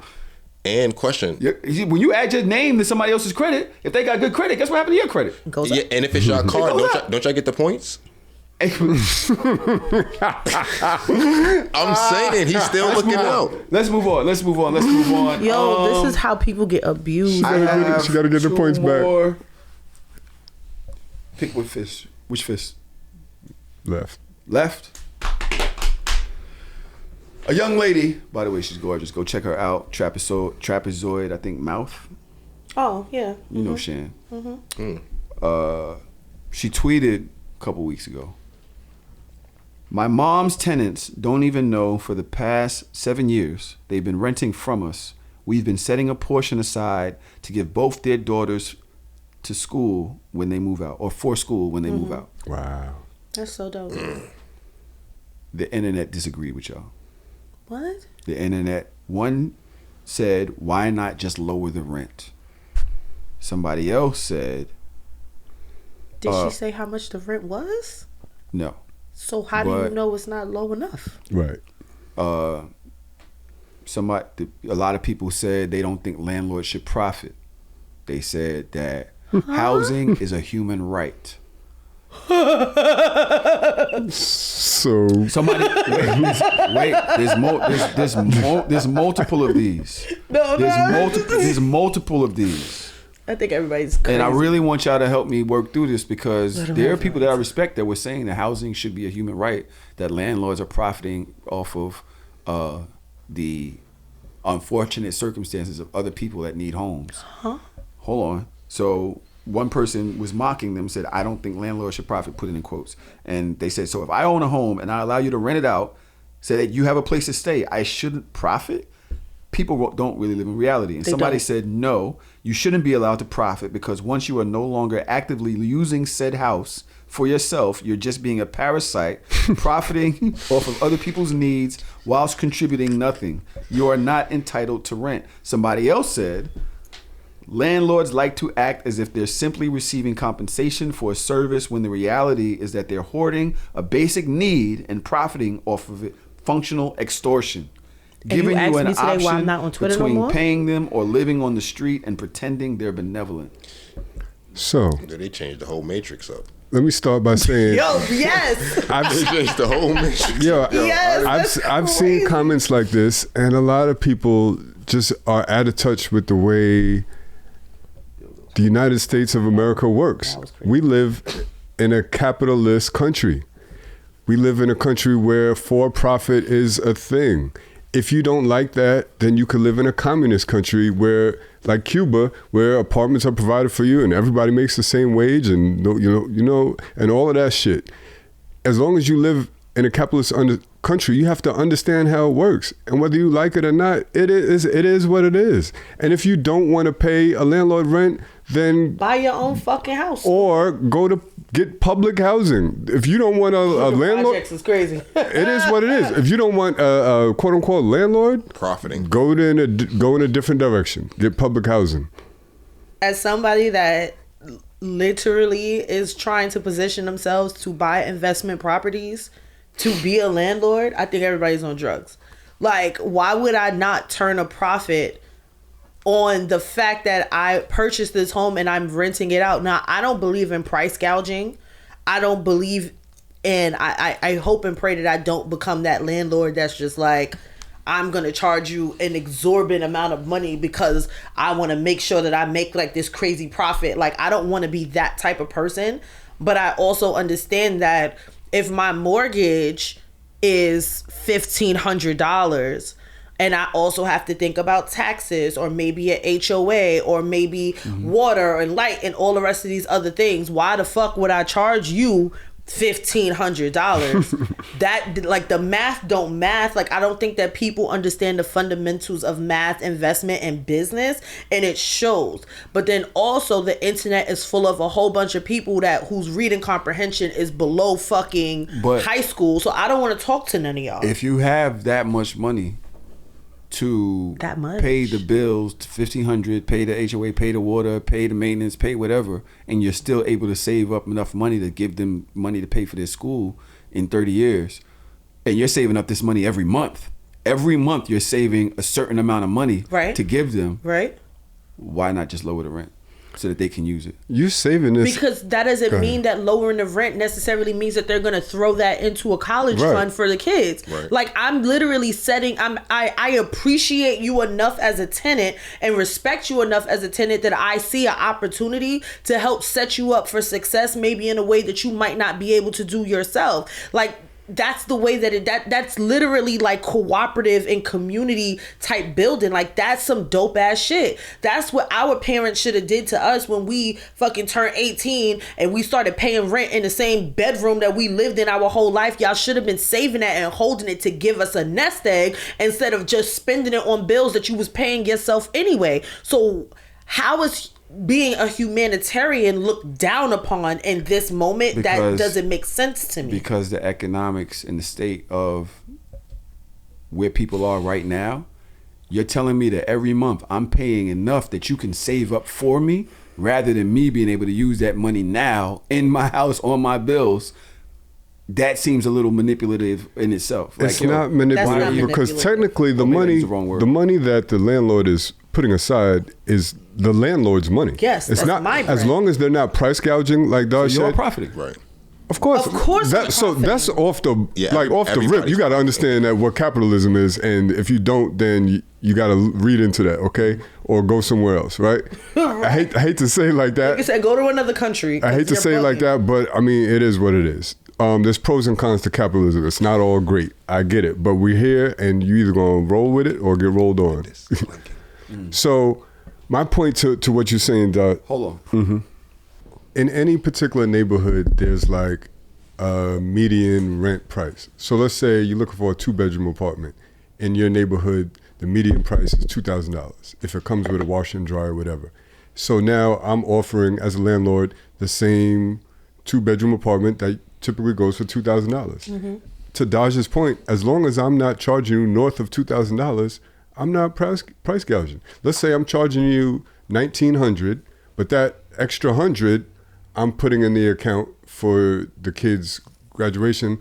Like, that's nothing but a genuinely nice thing to do. That $100 is my $100. You know what I mean? Mm-hmm. And we didn't even know. Like, they didn't even say the percentage that she didn't say the percentage that they saved. She didn't say exactly how much. It could be $50 a month, but that's still some type of money that I'm putting to the side to like give your child a nest egg. That's not that much money. Oh, what if you charge them $2,800? If that's the normal going rate of the neighborhood, then that's normal. And I'm making a grand off of it. So you're saying it's like $2,000 is like the standard rent, but I'm charging $2,800. Then that's price gouging. That's price gouging, and then it's like you probably shouldn't have went for that. If right now, if I charge $5,000 for this apartment, drugs, prison. So somebody lock them up. Why? $5,000 for a 1-bedroom apartment. Want to pay for it, $5,000 for it. Stranger things have happened. I know. If somebody said they was, I remember when I was Airbnb and COVID came, a girl came here and said she would pay whatever because the hospitals was gonna pay for it. Because of COVID, because she was a traveling nurse. I remember. Well, she was paying like $3,800 a month, $38, something like that. Because she was like, well, I know you Airbnb this. What would be a good medium? I'm like, I make like $6,000 or something like that. She was like, all right, well, I give you this. And I was like, all right. Yeah. Now I really ain't supposed to be for rent $2,000-something $100. Charging her extra $15. I was price gouging. Yeah. That's called working the system. Good business. Nobody's losing. Well, no, because you were not planning to rent that out as an apartment. It was an Airbnb. So like you kind of took a loss on that. So I don't think you took a loss on that. So that's not price gouging. But if you know that the going rate of this amount, the going rate of a 1-bedroom apartment in this neighborhood aligned with everything else that's going on your block. If right next door they have the same size apartment and it costs this much, and you put an extra $1,000 if you agree to pay it to live here, why is it my problem? I don't think it's your problem, but that doesn't mean that you're not price gouging. Price gouging doesn't put you in prison. It's not a crime. But see, it's just unethical. My problem with it is, it's unethical. Yeah, it's just unethical. That's what they're saying about charging more than your means, period. I'm so happy I'm off Twitter. That's exactly what they're saying. No. Charge me what your means is. Yeah. What my means is different because I can have several investment properties and I can literally have this property and keep it open and not have to charge you $1. Yeah. That's kind of crazy. This is not a fucking shelter. Is housing a human right? Housing, yes. Housing is a human right. How? For 100%. Get a tent. What do you mean? Get a tent is crazy. Why do I have to work? What is the human right about housing? I don't understand. The human right is shelter, food, water. By shelter, who? food, and water. By who? The laws of humanity. So go to the people who make those laws and tell them, not me. This is a private house. And that's why I say I don't owe you housing. Get public housing. There's an option there. What do you mean? No, I'm not against you. I'm not against you. I'm laughing on the inside. Right. I owe you nothing. Yeah. Do I owe you food and clothing too? Like, that's your right, but that doesn't mean I need to provide that. So you're saying housing is a human right. So in communist countries or socialist countries, they pay for everybody to get their own crib. You could go to something. I don't know. I don't want to be misquoted. I don't know exactly how it is, but it's something along those lines. And in capitalism, in a capitalist country, all is fair and love and war, baby. Yeah, you're allowed to profit as long as we agree on it. Like you said, if I want to charge you $5,000, if I got somebody that's going to agree to it, if you signed the lease, okay, and that's part of the reason why gentrification happened, and that's part of like what's going on in communities because this apartment. For somebody that grew up in this neighborhood and grew up around here, they know what it is. But then you have somebody from outside that say, "Oh, I'll pay you 3 times the price." Now that's the new status quo, and that's how you price people out of a neighborhood. But that's also a capitalist society. Like I can't fight capitalism. We live in America. This is literally a corporation. What do you want me to do? I see this shit every day. Wifey's a real estate agent. She showed me an apartment. She'd be like, "Oh, the agent wants to put this on the market for $5,000," and I'm like, and it's something that's probably worth $3,200, and it's kind of like supply and demand. If nobody gets it at $5,000, which happens, then it'll go down, and the market will determine what the price is going to be. You know what I mean? Right. Absolutely. Y'all have seen like I don't know when is the last time y'all were like, well, y'all own houses, so y'all not apartment hunting, but there are apartments in Brooklyn when I still lived here that I was looking at. I'm like. You charging me how much for a white refrigerator and wood cabinets and popcorn ceilings? Drugs. And that's part of the reason why I left because it's not worth it. There's a 1.5 bedroom apartment that they were charging $3,500 for on Spencer. It's nothing Spencer's but rats nothing but fucking crackheads on Spencer. And I'm like, these houses ain't even done up. $3,500 only because they're close to the Long Island Railroad and the train station. Yeah. I'm like, how? A kid moving here from Oklahoma and the parents got the money, they might just take it. Light work. All right. They want to be in Bed-Stuy. Yes, what you guys say? No, I said easy. That's easy. All right. Did y'all see that Facebook? Yo, Trump is causing a problem out here, ain't he? What he do? Facebook and Amazon. What does it say? They're slashing their diversity, equity, inclusion departments. Oh, yeah, I was just having a conversation about it. Equity and inclusion programs. The parent company of Facebook and Instagram, has made a dramatic shift in its corporate policies, announcing the cancellation of diversity, equity, and inclusion initiatives. The move is part of a broader series of changes implemented in a memo obtained by R.oses, blah, blah, blah, cited recent Supreme Court decisions and shifting legal standards as reasons for the change. The term DEI has also become charged, noting that some perceive the practice as promoting preferential treatment of certain groups. As part of the overhaul, Meta will no longer set representation goals based on race or gender. There will no longer be a requirement to include a diverse pool of candidates during hiring processes. The supplier diversity program, which focused on engaging underrepresented vendors, will also be discontinued. Shout out to that. Yeah, and then they're also permitting labeling LGBTQ and plus identities as mentally ill. So now you can call them mentally ill. Okay. You know, people over there, those things. What does this have to do with Trump? That's the Supreme. Isn't that what he's going into court? So the Supreme Court did that, not Trump? I don't know. I was just trying to find the correlation. So they saying it's the Supreme Court, but I thought that he loaded the Supreme Court with a bunch of conservative judges. So, and this is what he was running on. These are his campaign promises. I'm not surprised by it. Me neither. Didn't shock me at all. I knew this was coming. Right. This is like Project 2025. Yeah. I think it was so funny because I literally was just having a conversation about this on the way here. I'm not shocked. I'm not surprised. I think that a lot of the DEI initiatives that were put into place were lovely. I think that it was very performative because of the way that the country was going, thinking about diversity, equity, and inclusion, and these companies wanted to be on the right side of history. But I also think that now we are at a point where you have to understand that the white man thinks that he is the most oppressed man in the country. And they will sue the fuck out of you. They will sue their own parents. So if you deny a white man a job right now and you have this DEI initiative and you give that job to somebody black, they will sue the fuck out of you and call racism and call discrimination. So these companies are trying to save themselves. I'm not mad at it. Like, if you definitely worked and found yourself in a position that you were able to be promoted and you were able to get a piece of the pie under DEI initiative, shout out to you. But we are now back to our regularly scheduled racist programming. Like, it's nothing. I don't know what you want from me. I don't got no problem. Like, it is what it is. America has become very interesting, but the battle in the black community seems to be the same.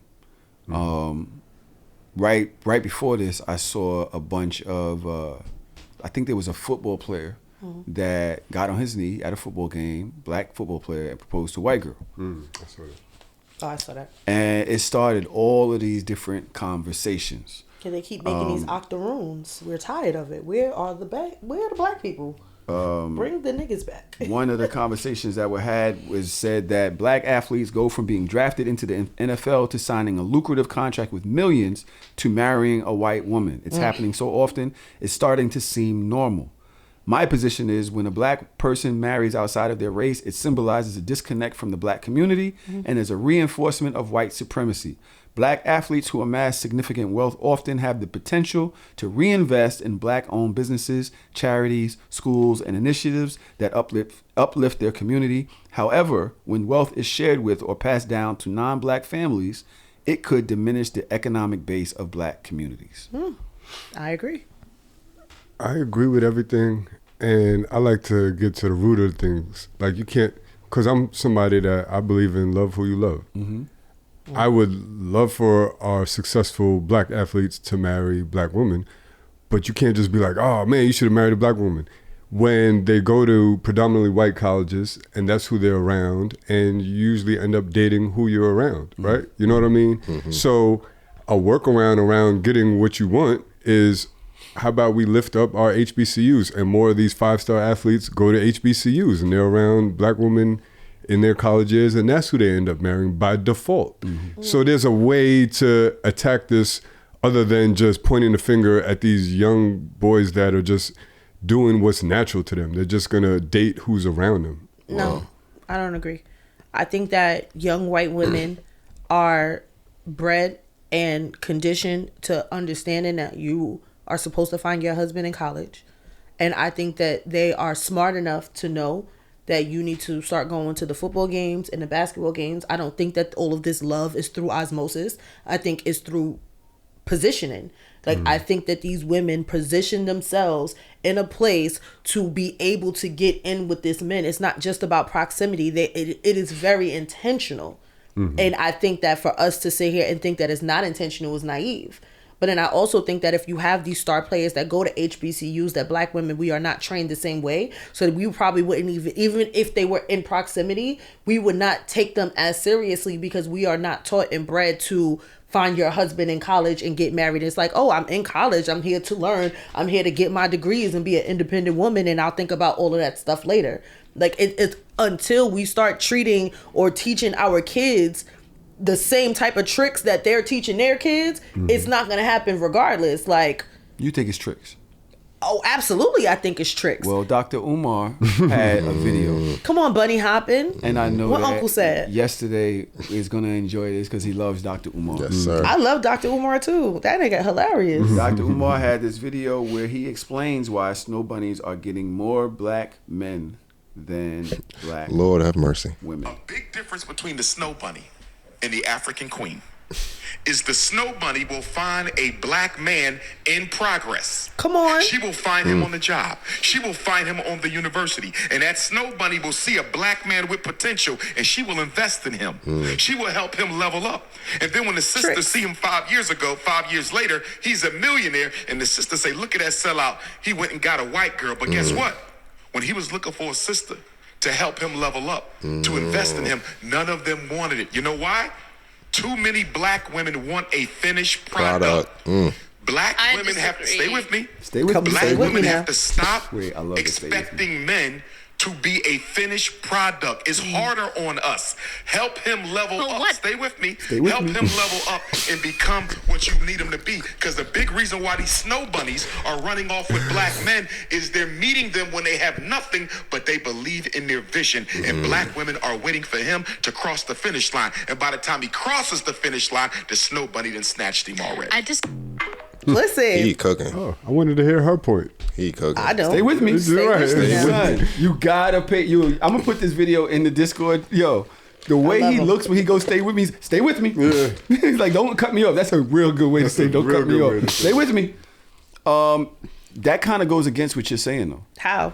because It's a trick. they're saying that it's not. They're saying like it's genuine investment. He didn't say it was genuine. He never said it was genuine. He said that they got them when they were a work in progress and then worked with them to get to that point. That doesn't mean that it's genuine. To build them up. So that means they're not. It's not a trick. That it's doesn't mean actually that it's like, genuine. yo, it's an investment. That is an agenda. It's an What's investment. the difference between an agenda and an investment? Because an agenda is if you're already a finished product. What they're doing is risky. Yeah, It's not there's risky. there's no guarantee. If you at a D1 college and you have a star player that's on the team that you understand from reading and from studying that they have this type of potential, they're not going to get everybody. It is an agenda. That is how you literally, like, you study your mark. You have to invest in your mark. So And that's the agenda. I agree with you on that regard because I don't know if what Dr. Umar's saying relates to the previous conversation about that other college guy. Yeah. Because to your point, once you're in college and you're in a D1 team and you're a 5-star recruit, All you gotta do is not get hurt. You might already be making millions in NILs. Yes. So you already made it. You crossed the finish line. You know, it's just a matter of time before you get to the NFL and shit like that. So I get what you're saying. What Dr. Umar says would make sense if it's prior to that. If it's like in high school or prior to you even trying out for the football Exactly. team, I'm with you, and then I Yes. just help you. But along the way. I think that's where I think that's the thing. Most athletes are made in middle school and high school. By the time you get to college, it's already done. You're already the quote finished product or becoming the finished product. But you're found in middle school and high school. So do you see a lot of these kids have girlfriends from when they be right in high school, early in high school? Like Bronny James, his girl is from high school. Travis Hunter, his girl is from high school. Like a lot of these kids, they're getting these people from a younger situation. Like by the time they even get to college, they already have been in a relationship for 2 years or so already, or a year or whatever. There's nothing Somebody in me that said makes to that me... video. I'm sorry, Daj. I actually know both of these. Talking about the football player and the white girl he proposed to. I actually know both of these people. We grew up in the same town and all played high school sports. These two individuals have been friends for years. Both are good, honest, intelligent, hardworking. They love the fuck out of each other. Stop with your bullshit think pieces. And also, let me add too, some of these good sports schools a lot of them are in the middle of the country. Yes, so a lot of the actual schooling in the AAU programs are in, you know, these communities, these white areas, these white schools. So I think by proximity, how we live in the hood, so we're around black men and women, they're around just white people, mixed people, different people, just naturally. So I think, you know, they're not seeing as many black people in a day-to-day as we are just being in the hood. So I think, you know, their vision is a little bit different than us growing up in the inner cities. What you gonna say? I don't believe that, because I believe that even if you, as a child, you think that you're just dating somebody and it's okay, and you think that it's genuine, I also think about the manipulations from a parental standpoint. Like, I don't naturally believe that there are this many white families that are okay with their daughters dating these black men if they don't see that there's another side to it. That they don't see that there's like a multi-million-dollar trajectory that this kid is on, which is why it's okay and which is why it's accepted. Would it be as okay and be as accepted if it was another black child that was not on, that could not be the head of or the face of the NBA or the face of the NFL? Like, I don't believe in white people enough for that. Way more black dudes that date white girls that don't have money than there are millionaires. Yeah, I'm not talking, but that's not what we're talking about. We're specifically talking about wealth. It matters to this. Why? Because we're making it seem as if the white girl dating the black man is an anomaly, and specific to that situation, when in that school, he might be the athlete that's dating a white girl, but you got 100 other regular black dudes that's dating white girls too. But that's not what we're talking about. That's who's in the school. We're literally talking about access to wealth. That's who's in the school. Like, that's who's in the school. Yeah. But we're talking about access to wealth. Like, that's how this whole conversation started. We're talking about NFL players that are marrying white women. The only reason I can bring it up, white women have access to wealth. That the I'm only saying reason that I can bring it up is not because genuine. you're saying the families wouldn't be as cool with it if he isn't connected to this sports or connected to the potential of bread. Right. But you got 100 other families that's having the same situation, and he's just a fucking librarian. The librarian. Okay, but what I'm saying, I'm not Christ, like What? I'm sorry. Yeah. I know enough about the history of white people in America that I don't believe that a lot of things that they do are genuine. And even if you can come from the standpoint of a child, maybe that child might be naive enough to don't think. put this. But at the end of the day, their parents. I'm thinking about the parents and the grandparents and the people that are really pulling the puppet strings in the back. I don't believe that. I'm so very sorry. I cannot possibly believe that. There is nothing genuine about I think that we the have white a right man. to. I think we have a right to be skeptical of their intent on that side as to what happens with their relation to us and how they really feel about us and their intentions for us. I think we have a right to be skeptical.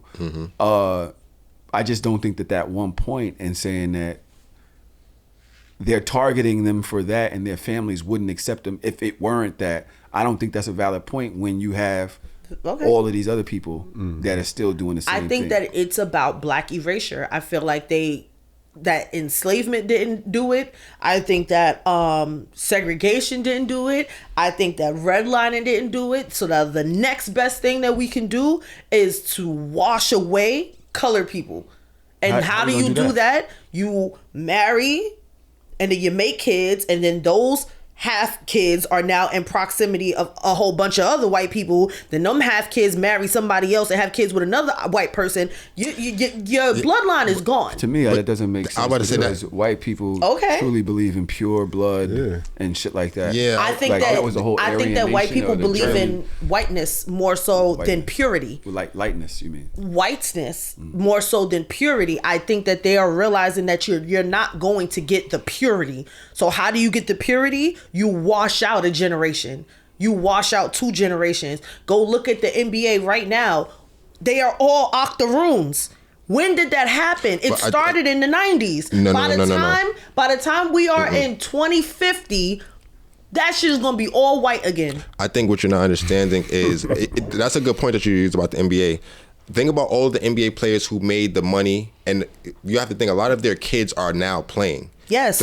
So you have to remember they moved out of the hood. So that means their kids grew up outside of the hood. I agree with you. When we see them now, they didn't grow up around as many black people as we would like to think. So when we have to see them now when they're 17, 18, 19, and we got to watch Bronny talk to the white girls, it's part of the course because you guys are growing up removed from the quote unquote urban areas. And by the time Bronny's a grandfather, all his grandchildren are going to be probably white if he marries a white woman. Let me ask y'all a question that Daj brought up earlier.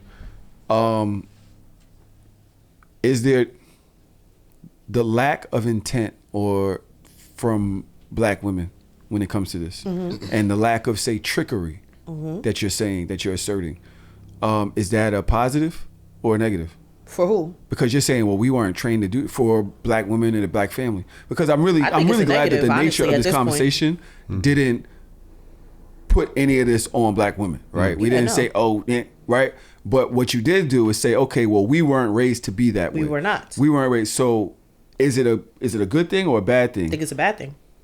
It's a bad thing. Yeah. I think it's a bad thing because I think that black women, especially black women at my age and in my generation right now, we are put at a disadvantage. A lot of us are not married. A lot of us don't have kids, got degrees to cover the wall, got all the money in the world, but don't have anybody to share it with. And now it gets even more difficult to find that person. I think that there is a reason why people got married straight out of high school and then there was more marriage. I feel like the older you get, the more seasoned you get, the more people you interact with in the world, you realize how fucked up people are, and you want to do battle by yourself. Tell me like and that makes so much sense because that's the logical thing to do. But then that's when we have the depletion of a lot of families, especially in like northern urban environments. Like we're not even raised with those values anymore. Like we didn't see it. And that's why I say all the time, like, especially when you're talking about, like, I'm thinking about this from the lens of a New Yorker, like, we did not see a lot of weddings growing up. Like, everybody got kids running around here. Like, even looking at my friend groups, my close friend groups, none of us are married. None of us. I'm going to be the first one, knock on wood. Like, it's none of us. And we're all highly educated, beautiful. Like, we have, our group chats alone are multi-million-dollar chats. And it's just like, why is it that so many amazing, beautiful women are single? Because y'all hard-headed. You can't tell y'all nothing. But how did that happen? That happened through experiences and growing up and dating too much. If we all married our high school sweetheart, stop trauma bonding all day. But how do we trauma bond? There would be no trauma to bond. I seen a clip today on a Ball Alert show, and the girl was just talking about how fucked up black men are and how washed up we are. It's crazy. And how this and how that. And it's like, yo. Who hurt you? Why are y'all sharing all of this? There's no dope niggas out here? There's none? And that becomes your story? It's not crazy to you? It's not a lot. And even the dope niggas not that dope. Honestly. I know my male friends. There's no dope person that's not dope. Everybody has to deal with somebody else's shit. Yeah. Trust me, my fiance's dope. I got to deal with some of her shit. You're dope. Drew got to deal with some of your shit. I've seen it. Where he's like, you know what? That's mine. I deal with it. Go in the room. Go get you some sleep. I'll get you some food. Don't come out the room. You said it yourself. Yep. Another nigga might not be able to deal with that. Yeah. But he you know what I'm saying? When she's going through her shit, nigga be like, yo, why you... Drew is able to say, yo, you know what? I'm your yin to your yang. I got you. Go in there and do that shit. Go lay down, beat the bed. Dope. Don't come back in here until you better. Until you have a better fucking attitude. You know what I'm saying? So we all got to deal with each other's shit. Yeah. I am not going to sit here and act like, yo, I hate niggas. Y'all know that. I stay in my house. I don't like going out. People watch so much, it becomes... I think it's an ADHD thing too, because I'm watching everybody. Yeah. And I just hate niggas. I hate how niggas move. But then on the other hand, I see how women move too, and the way that y'all dating is interesting. Hey, I'm not putting it on nobody, but we all got to deal with each other's shit. Listen, let's get the fuck up out of here. It's Sunday night. We all got to go to work tomorrow. We going to record again, I think tomorrow or Tuesday probably is a better day for me. Okay. We'll watch It Is What It Is and see if Cam actually has anything to say to the allegations made by Jim Jones. But yesterday hates Jay-Z. Huh? I don't. Wait. I don't. That's a lie. We're gonna talk about this on the show. That's a lie. Yesterday hates Jay-Z. That's a lie. And he's a super Drake fan. Amidst all of this shit with academics outing Drake for lying to him about basically throwing LeBron under the bus, even though yesterday he's saying he didn't. That's a whole nother conversation that I wanted to bring into the whole loyalty thing.